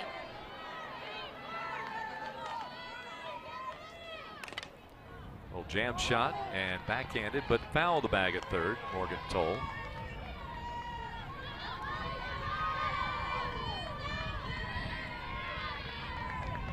This is one of the seniors, along with Michalowski and Petra Fessa. Transu, a redshirt senior. Malaka, a senior. Edwards, Paterno. Down the line, but foul. 2-2. We missed a substitution out there in left field. Logan Newton is now in for Sydney Lascola. We ought to learn that every time the lineup is presented the way that it is, if there is a pitching change, Newton's probably going to go out there, at least a change defensively for the Dukes to compensate for keeping Alexander in the game. On the run, the catch by Gordon. Here's the throw back to first, and safe diving in just in time is Michalowski. Great heads-up play there by Kate Gordon. She hustled for that ball, caught it, saw how far Michalowski was from first base still, and just rifled one in there, unfortunately just a second too late. Michalowski, I don't blame her for getting out there. That ball looked like it was tailing away from Gordon. You don't see and necessarily get many opportunities to see what kind of speed Gordon has, but you saw it there. But of course, she's been playing probably with a glove and ball since she was in the crib after leaving the hospital. Let's see if she can get to this one, and she will not as it gets over her head. A base knock at the very least for Transu, and she'll hold at first base while Michalowski will race over to third with the 2-out single. So that put runners on the corners once again for the Hofstra Pride. That's 11 hits for the Pride also. And back to the top of the order for the 4th time. Hallam singled last time up and scored a run. She was aboard during the Alaka 3-run smash.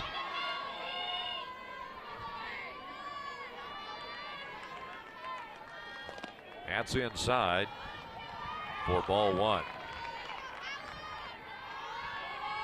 Hofstra closing in on not only a CAA title, but a 40-win season once again.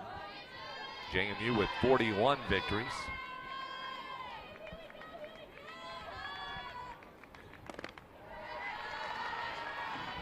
(2-0).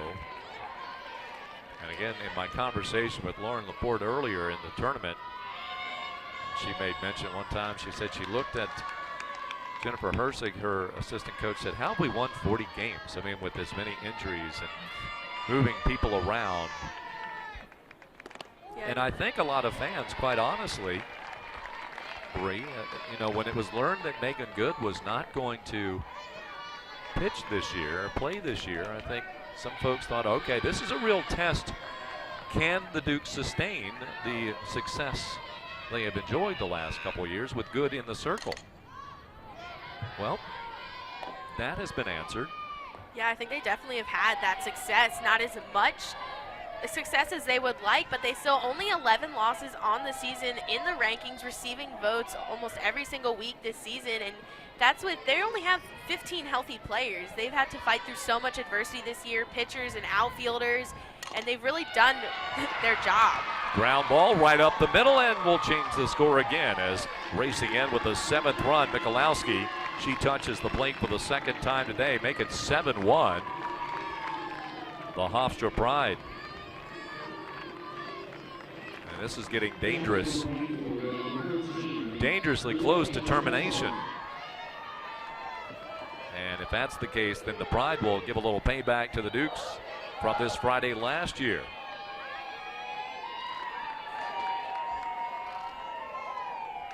As you've got, really the winning run is at first base at the moment. Yeah, the Pride could end this one early with just a knock of a bat. If she could get both runners around or even a home run here, will give the Pride the victory and the championship. Petrofessa is at the plate, 1 for 3. Petrofessa does have 13 home runs on the season.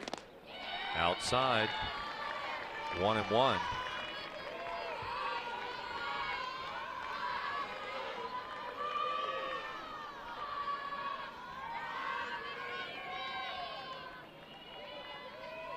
To go back and do some research. The last time Madison suffered a run rule loss, that's been extremely rare. In fact, when the Dukes lost back-to-back games early in the season, let's see, when was it?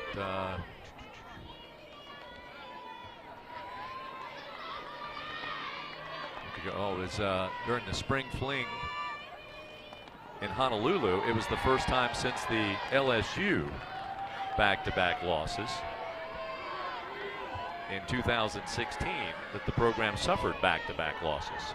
Yeah, JMU not one of those programs that you see suffering back-to-back losses. You know, they're so used to winning and so much success on the field. Less than 10 losses every season over the past couple of seasons. You know, more than 10 this year, but definitely a little uncharacteristic, but something you would expect out of this year's squad. You know, with so many injuries faced, you know, it's still such an accomplishment, the record that they have accomplished to this point. Petrofessa with a full count. Just got my credentials for the lacrosse tournament. From one to the other. Here's the payoff pitch, and it is swung on. We'll get a chance to do it again. Larissa Anderson, she is playing carom ball off the dugout on the third baseline. Say every coach this weekend on the first and third baseline, they've gotten quite a workout. You have to do workouts. You have to stay loose and limber to coach first or third in softball. You never know when a rifle's just going to come right at you. Off-speed pitch has Petrofessa swinging underneath it. So we know we'll at least go to the 7th inning. But another run comes across for the Hofstra Pride on 3 more hits. As it is Pride 7, Dukes 1 here on Sports Live. Floats it into the post to Nick Harrison. We've all been there. Can't even see the score. Oh my God. Trying to watch the game on that tiny screen? It's time to watch sports the way they were meant to be watched. On this, in high definition. You can now watch all your favorite teams and players on the big screen for free. With CAA.TV, you'll never miss a moment. Take back the living room by searching CAA on your device.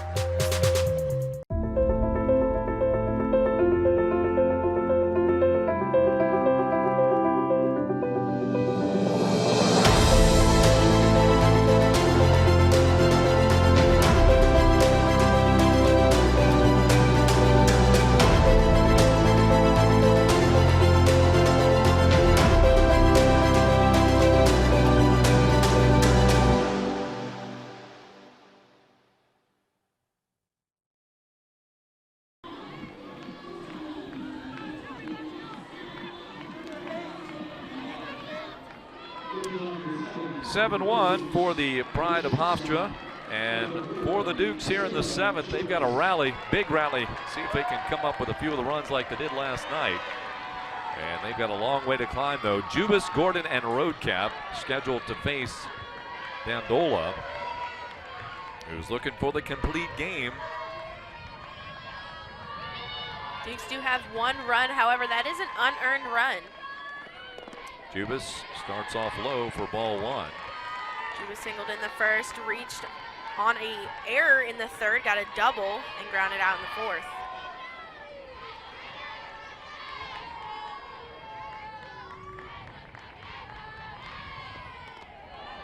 Dukes do have 8 hits, but they've been scattered about a bit, 2-0. They did have 2 hits in the first, but that was disrupted a bit by the interference. 2 hits in the 4th, but those came with 2 outs. Those are the only multi-hit innings. Ground ball to the shortstop, Hallam, long throw, and one shortstop retires the other. 1 away in the 7th.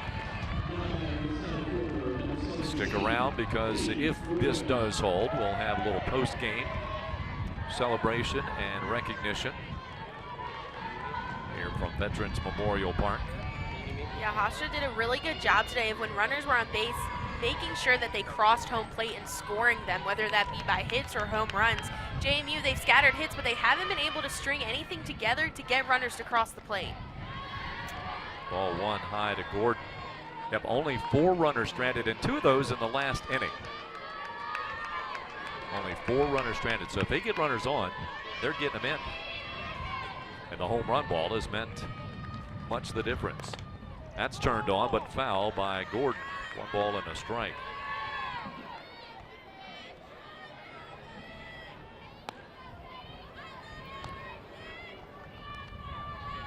These few games between these two teams have been quite different from last week's series. JMU was the one who hit 13 of the 17 home runs in that series, and Hofstra, JMU only 1 home run between these 2 games. Hofstra already with around 5 or 6 home runs. And a called strike, 1 and 2. Hofstra getting oh so close to some more hardware to take back to Hempstead.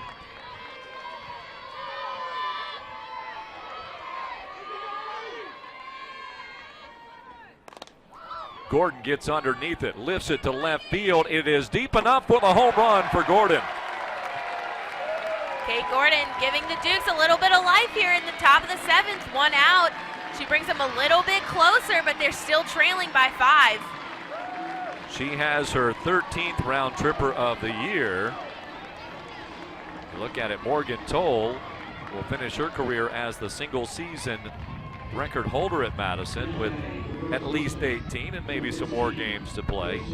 But you're looking at Gordon with 13 home runs and Alexander with 15 coming back next year. That single season, if they continue to stroke it the way they are, that single season record might be in jeopardy in the near future.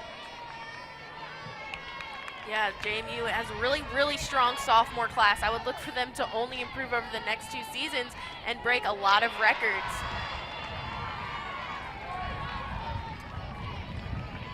Strike 1 to Roadcap. Yeah, this is a pretty gritty sophomore group when you look at it overall. Pitch is high. Just like this is a very seasoned senior group for the Hofstra Pride. And this is where the Pride was a couple of years ago with this, when the team was predominantly sophomores. I was going to say, you can turn it around and say in 2 years, you know, JMU, they're going to be just like Hofstra Pride, you know, with all those seasoned veterans that you have coming back who are sophomores this year. Fouled back. A lot of those sophomores got a lot of playing time last year as freshmen. They did, Kate yes. Gordon, Roadcap, Odyssey Alexander, you know, and playing all 4 years, they can only get better. Nyokas, the second baseman. Camry Arnold, however, she's out with an injury second half of this season.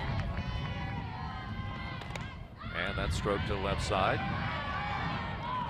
Yeah, without Arnold, you lose that slap leadoff hitter, which you'll see a lot of teams employ that. But, of course, Dukes have proven they've been sluggers this year. But the Hofstra Pride have been slugging equally so in this CAA tournament. And low for a ball, 2-2. 7-2 our score. Sometimes getting the last couple of outs in a championship game seem to be the hardest when you're out there getting ready to celebrate. Back out of play. It's 2-2.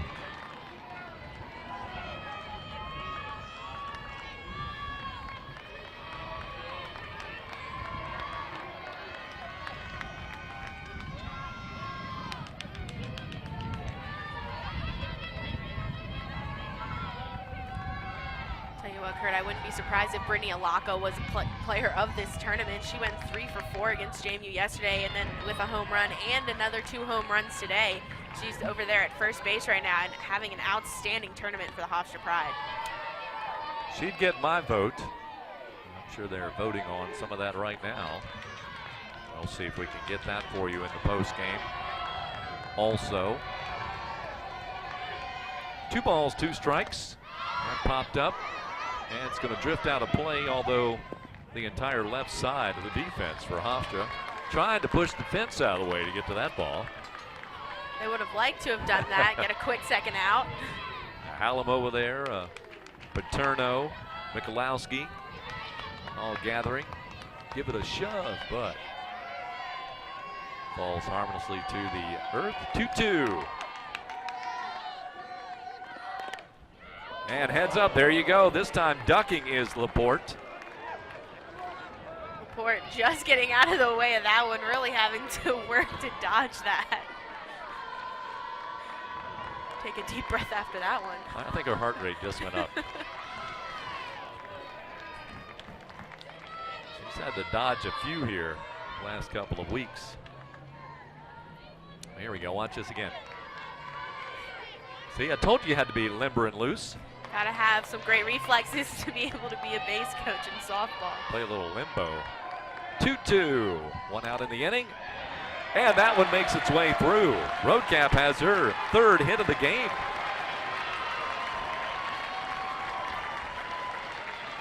That brings up Odyssey Alexander to the plate. Could the Dukes possibly finally be able to string some hits together and get some runs across? It's going to take quite a few hits and 5 runs, but they've got 2 outs to work with. That's the second time the Dukes have back-to-back hits, but the first time it has come so with less than 2 outs. So Larissa Anderson going to go out and talk to Dandelo. Still some room to work with, 7-2. So she's going to leave Dandelo out there, just probably telling her to calm down a little bit. Only 2 outs, take it 1 batter at a time, and you know, championship is theirs. Roadcap had a 4-hit game against Hofstra back on April the 29th, and she has a 3-hit game here today.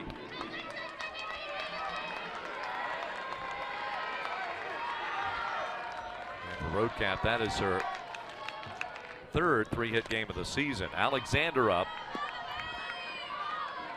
1 for 2 with a hit by pitch. Singled and RBI'd in the 3rd and struck out in the 5th. It is 7-2, but this is a big batter because, you know, if Alexander can come up with something pretty big, well, the momentum starts to swing, and momentum is huge in athletics. Yeah, especially between when these 2 teams match up, momentum swings have been everything. You know, every single game has been back and forth, back and forth. This is the first game where one team has really dominated over another one, and if JMU can get some momentum, who knows what may happen. 1-1, and that's to left field, and it is out of here. And there's that momentum. It's coming back JMU's way. A 2-run home run by Odyssey Alexander, bringing the Dukes to within 3, 7-4. Hofstra leads. Only 1 out in the top of the 7th. And the Alaka 3-run homer was certainly big to make it 6-1 at the time, and the run that came across with Michalowski in the 6th, that's all looming large at the moment, as Alexander has her 16th home run of the year, and Larissa Anderson is going to make the change. Sophie Dandelo, she comes out. Great performance by Sophie Dandelo. She pitched 5 scoreless innings, only giving up 4 runs off of 11 hits. 3 of those earned, and that's going to bring in Sarah Cornell. Cornell, yeah, the pitcher of the year. Today, pitcher of the year, she comes in at 2.37 ERA, 23-7 win-loss record in 39 appearances. She's pitched 207 innings, 228 strikeouts, a huge strikeout pitcher, 64 walks on the season. She has given up 28 home runs, so really similar to Odyssey Alexander in that they do both give up a lot of home runs. Could be good news for the Dukes there a little bit, but batters do only hit 193 against her, so she is very difficult to hit off of. And see, that's a good point there. Batters, opponents hitting only 190, but she does give up the home runs, and it's a matter of squaring it up. She comes in with the velocity just like Alexander does, just like Megan Good does. If you do square it up, the ball does all the work for you. And I think that's one thing Morgan Toll, you know, she hasn't bulked up in the weight room the last several years. She certainly has toned up, but she has just learned how to make a nice smooth stroke. I think Morgan Toll would be a great golfer, just simply because you don't necessarily have to go over there and muscle it all the time. You just let your tools do a lot of the work. I was going to say, Kate Gordon, her home run earlier in this inning actually looked like she could be a golfer as well. She kind of squared up on that one and took that one all the way underneath and to the left field. So 2 homers in the 7th for the Dukes, has Madison within 3 once again, but it's 7-4, 2 outs to go in the 7th. And the called strike against Morozek for Cornell.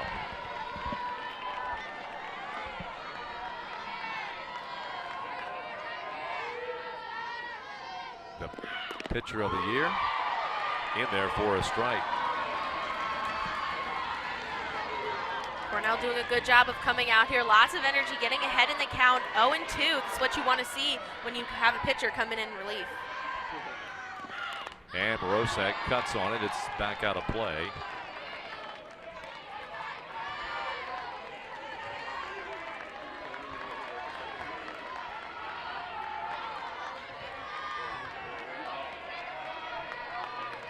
Sure, a lot of alums from both programs also sitting in the stands rooting on their teams today. That's inside. 1-2.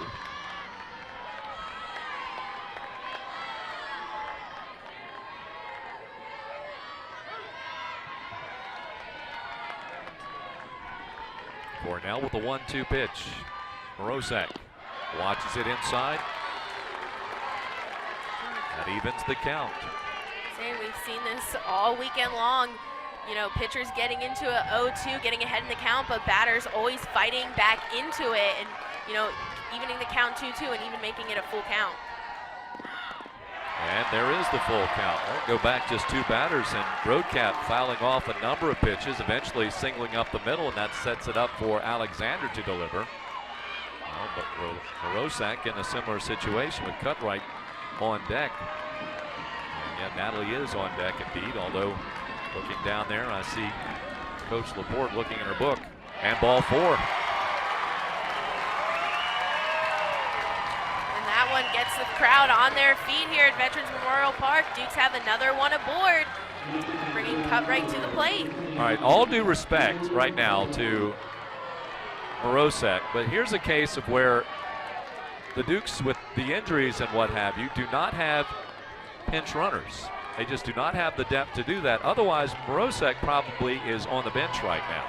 Yeah, her and Cutright gets aboard as well. I'd like to say the two of them, they would lift 4 pinch runners, but unfortunately, they don't have the necessary players to be able to do that. There's strike 1 to Cutright, and so you may be wondering, you know, why do you have not necessarily your speed out on the bases? Well, you don't have the option.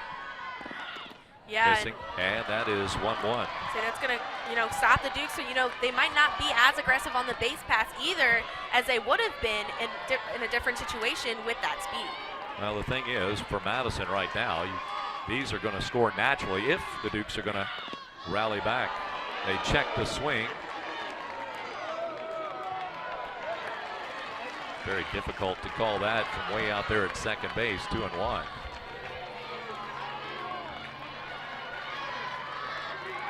But that speed also could be the difference of a bang-bang play. But that's what the Dukes are dealt. Especially with this defense of Hofstra, you know, they're so good. Yes. 7th in the nation. I've said it twice before, you know, they're going to get you in any way they can.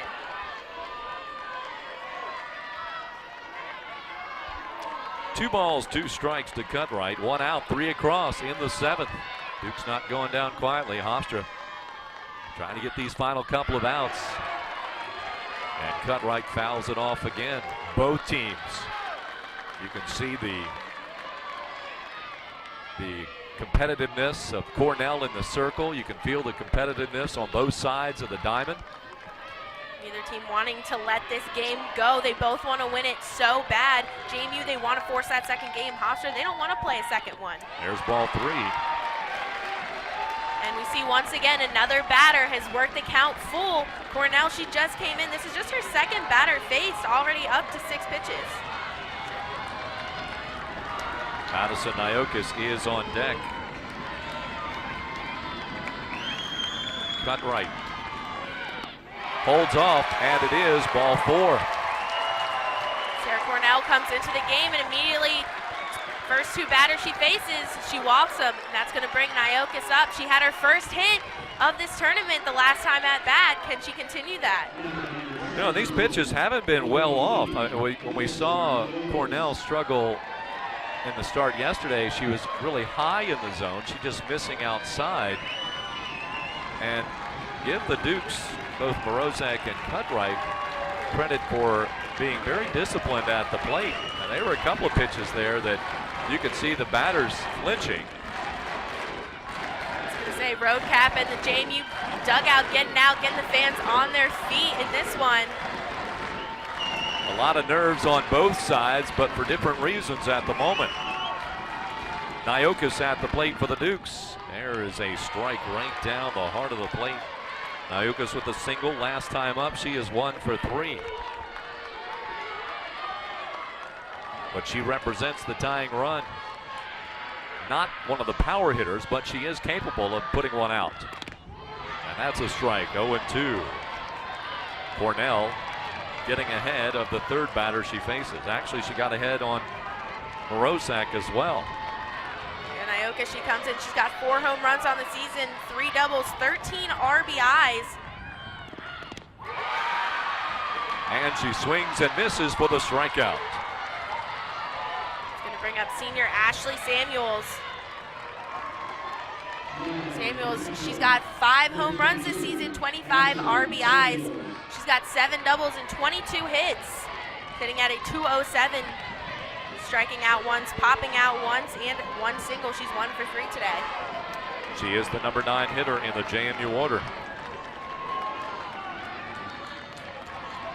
1 out remaining for the Dukes to keep this one going.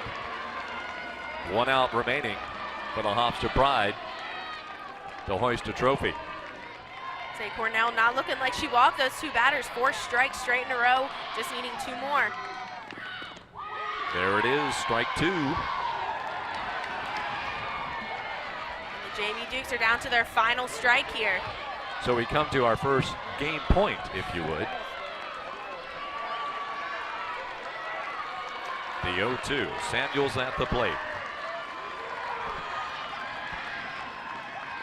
Strike 3, and it is hammering Hofstra with the title in 2018 as the trophy will return to Hempstead. The Hofstra Pride, they've taken a conference championship, tournament, or regular season championship in the 24 of the last 27 seasons. As they do take this one from the JMU Dukes, going undefeated in this tournament, winning 3 games, losing none, winning this last one by a score of 7-4. Well, no pride piles out there, but there are a lot of really strong hugs for the Hofstra Pride. Congratulations to the Pride. This has been a tremendous series, both in the regular season and here in the postseason between these 2 programs. And this is just another chapter, just another story, as I'm sure there is more to come in the years ahead between Hofstra and James Madison in CAA softball. So congratulations again to Larissa Anderson, as at the helm she captures her 2nd CAA title as the head coach of the Hofstra Pride. In fact, Coach Anderson, get ready, Coach. Time for a bath. And now she celebrates with her Pride team as well. What an accomplishment for this class of seniors, you know, coming in, having so many of those championships in the previous years, and the last couple of seasons having them taken away by the James Madison Dukes, finally able to get revenge, especially from 2 years ago. And what a way to going out on top. Brittany Alaka with a tremendous tournament. Actually, many of these Hofstra players had a great 3-day experience. Contributions around the board, and we've talked so much about the offense for the Hofstra Pride. Pitching certainly was good enough, and the defense was more than good enough. Only 1 error, and that was committed today. But all in all, we saw a lot of spectacular plays, a lot of plays that took away hits or just kept innings from becoming big innings for the opposition, for the Hofstra Pride, as they get their T-shirts. And here comes, we'll see running into the stands now, some of the Hofstra soccer players that are here to support their fellow Pride players. There they are.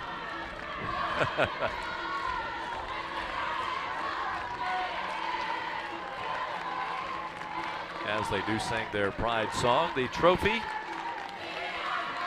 will take a ride back on the bus to Hempstead, New York, as the Hofstra Pride, the CAA champions in 2018.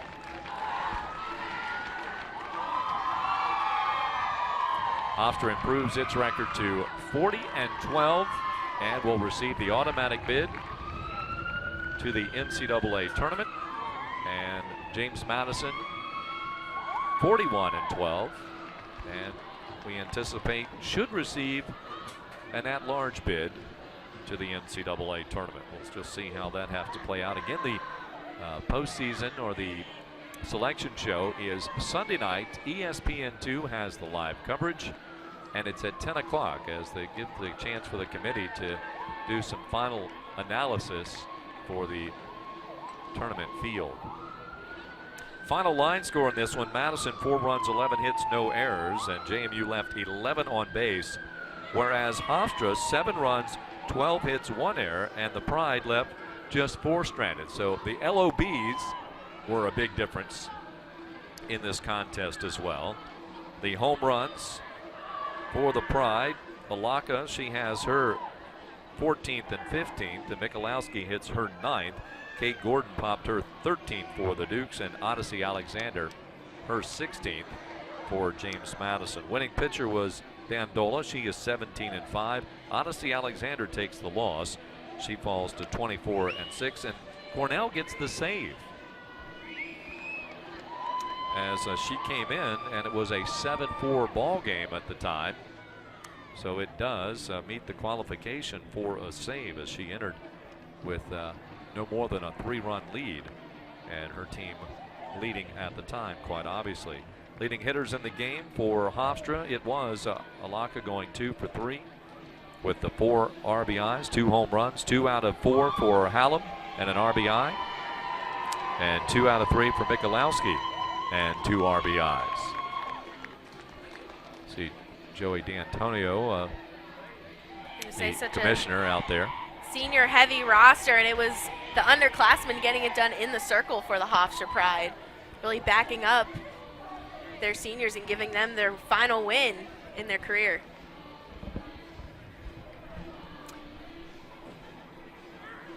All right, so they're about to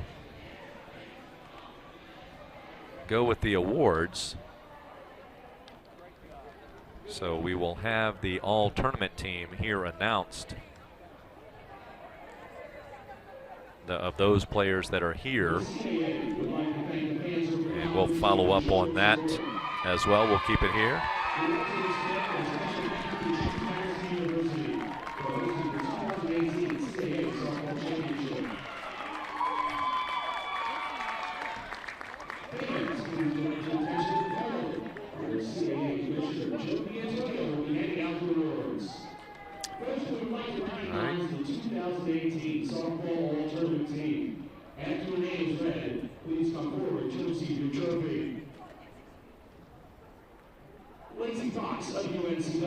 Okay, Lacey Fox of UNCW, of course, the Seahawks.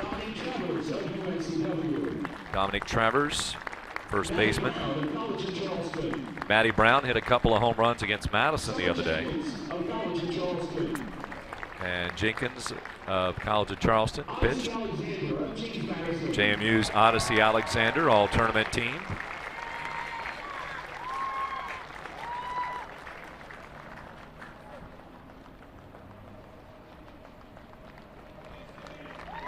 A couple of others from James Madison. Sarah Jubas earning all-tournament team as a rookie. And you could probably guess who the other one is. I was going to say, I have a little inkling of who I think it might be. And Morgan Toll of JMU as well. So 3 all-tournament team members for JMU.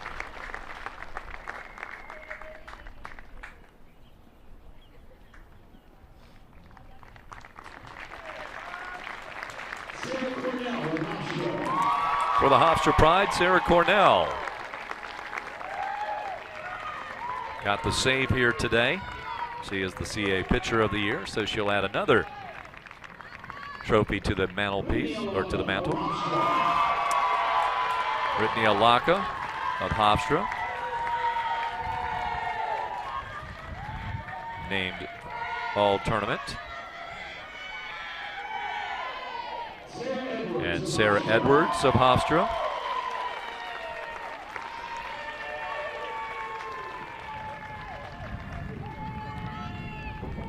And the most outstanding player is CAA Softball Championship most outstanding player Sophie Dandola. Sophie Dandola led the Hofstra Pride to 2 victories over the James Madison Dukes and the #1 seed in this tournament. She had an absolutely great couple of games pitching, keeping them off the board today. Only 1 run allowed in 6 innings.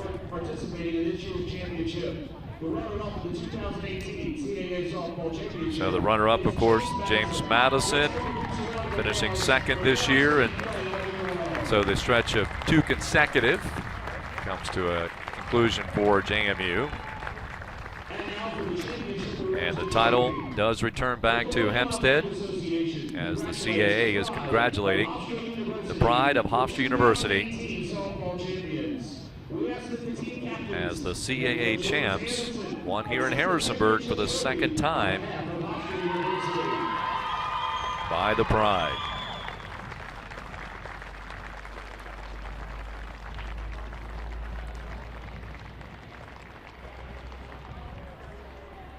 And the captains with Joey D. Captains, and looks to appear to be their senior class. That's right, just say seniors, how about that? So they are the champs in 2018, the pride of Hofstra University. They'll find out Sunday night just where and when and who they will play in the NCAA tournament. Congratulations to both teams on outstanding seasons, and hopefully James Madison gets a chance to play a little bit more as well. Want to thank the sports information directors for both programs. Of course, the staff at James Madison University, Melissa Wyant, as well as Caroline Sobek, and Jason Craig for his work here this past week. Also, Amanda Gassell of Hofstra University with her great notes that helped us to keep up to date and give you all the information on these teams throughout our coverage here, including today on Sports Live. Bree, it's been a great tournament and really kind of what we anticipated in terms of the overall competition. We did see some minor upsets. I don't believe in upsets when it comes to softball or baseball because, you know, you play a lot of games, and you know, if you lose one here or there, that's going to happen. You can't go undefeated. But it was an exciting tournament all the way around. Yeah, it was great play by all 5 teams who came out here to Harrisonburg, Virginia, especially these top 2 teams. Made it such great battles throughout the weekend, and now they both just have to, you know, sit back and prepare for postseason, and hopefully JMU, you know, they get that at-large bid, and we'll see where they're both placed come Sunday night. And want to thank our director today, Kelly Bowmaster, and our producer, the executive producer all week long for the CAA Championship Tournament, John Salem, and the folks from Telemedia Productions. So on behalf of everyone here at the Colonial Athletic Association, Bri Leach, I'm Curt Dudley. Once again, our final score on this Championship Friday, the pride of Hofstra, the winners in 2018, 7-4 over the Dukes of James Madison. So long, everyone, from Veterans Memorial Park in Harrisonburg, Virginia.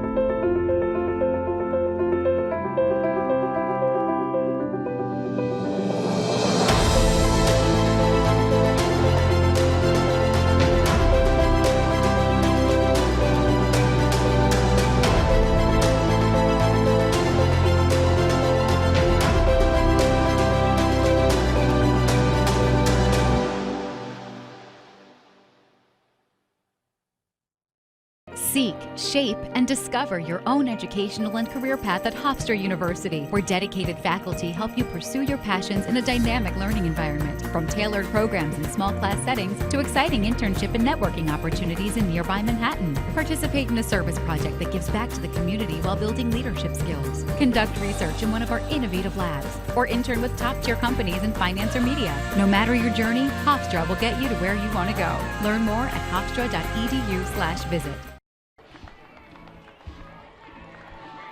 We are indeed back at Veterans Memorial Park, and we're going to send you down for a little more post-game here as Bobby Broyles has a couple of the champions of CAA softball. Bobby? Thanks a lot, Curt. Down here with one of the seniors, Brittany Alaka, part of the 2018 CAA softball champions. First of all, congratulations. 2 home runs today. It's been an offensive show for this squad all tournament long. Talk about your 2 at-bats today. Well, the first one I had a bit of a jitters going on, tournament championship game. Then the second 2, I just relaxed, and I knew that if I swung at strikes and I was aggressive, then something good would happen. You guys have taken so many different approaches throughout this tournament. Obviously, the first game at Towson, very patient, able to put up 9 runs without many hits, and then the last 2 here, it's been really a slugfest. What is every game? What has been the approach for this team offensively? Be aggressive on strikes. Lay off the balls, string at strikes. Do our thing, just like we do every day. What does it mean to you, being a senior, to come here and win the CAA softball championship? Oh, it's everything. I've been dreaming about this since I was a little kid. We did it my freshman year, and now we're doing it again my senior year. It just feels so great to do it as a team again. Congratulations, Thank Brittany. you Go very much. celebrate with your team. I'll bring your coach in here. Coach, another amazing performance, especially at the plate. You guys stayed aggressive all tournament long. Talk about this team winning another CAA softball title. I mean, it means the world. It means the world to our university and our alumni, and I think what's most special about this one is every single Hofstra alumni that has graduated from Hofstra has won a championship ring since 1989, and that means more to me than anything. We did this for our university and for the alumni, and everyone put their banner up on the wall, and I'm just proud to be able to bring it home. It's definitely a great accomplishment for the university. Talk about the decision going with the freshman in the circle today, Dandelo. She did a great job. She impressed me yesterday, and she keeps the ball down, and she's tough to hit. So she's going to roll out a ton of ground balls, and I know we play great defense. So it's just a matter of we're going to keep riding her until they started to get on time, and it was time to make that change. Now, obviously, you guys were so aggressive at the plate all week long. A lot of runs on the board, and a big part of that was Brittany Alaka with 3 home runs in the tournament. Talk about her being one of the seniors, being able to step up. And it's all our seniors, but I have so much faith in them. They've worked so hard. They've had the experience. The senior class has the experience of winning a championship before. So really it's just a matter of let the game come to you, swing at good pitches, and don't try to do too much. And if the ball's going to be over the heart of the plate and you put a good swing on a good pitch, it's going to go. Coach, going back to the NCAA tournament, you said yesterday when you guys are playing Hofstra softball, you can beat anyone in the country. How much are you looking forward to now you get the automatic bid in the NCAA tournament? What damage do you think this team can do? We're going to play, and we can beat anybody in the country, and it's just a matter of going out and playing our game and not playing against someone, the name across the T-shirt. We don't care who we're playing. We just got to make sure we're playing our game and not trying to do too much and let the game come to us. Coach, congratulations. Send it back up to you, Curt.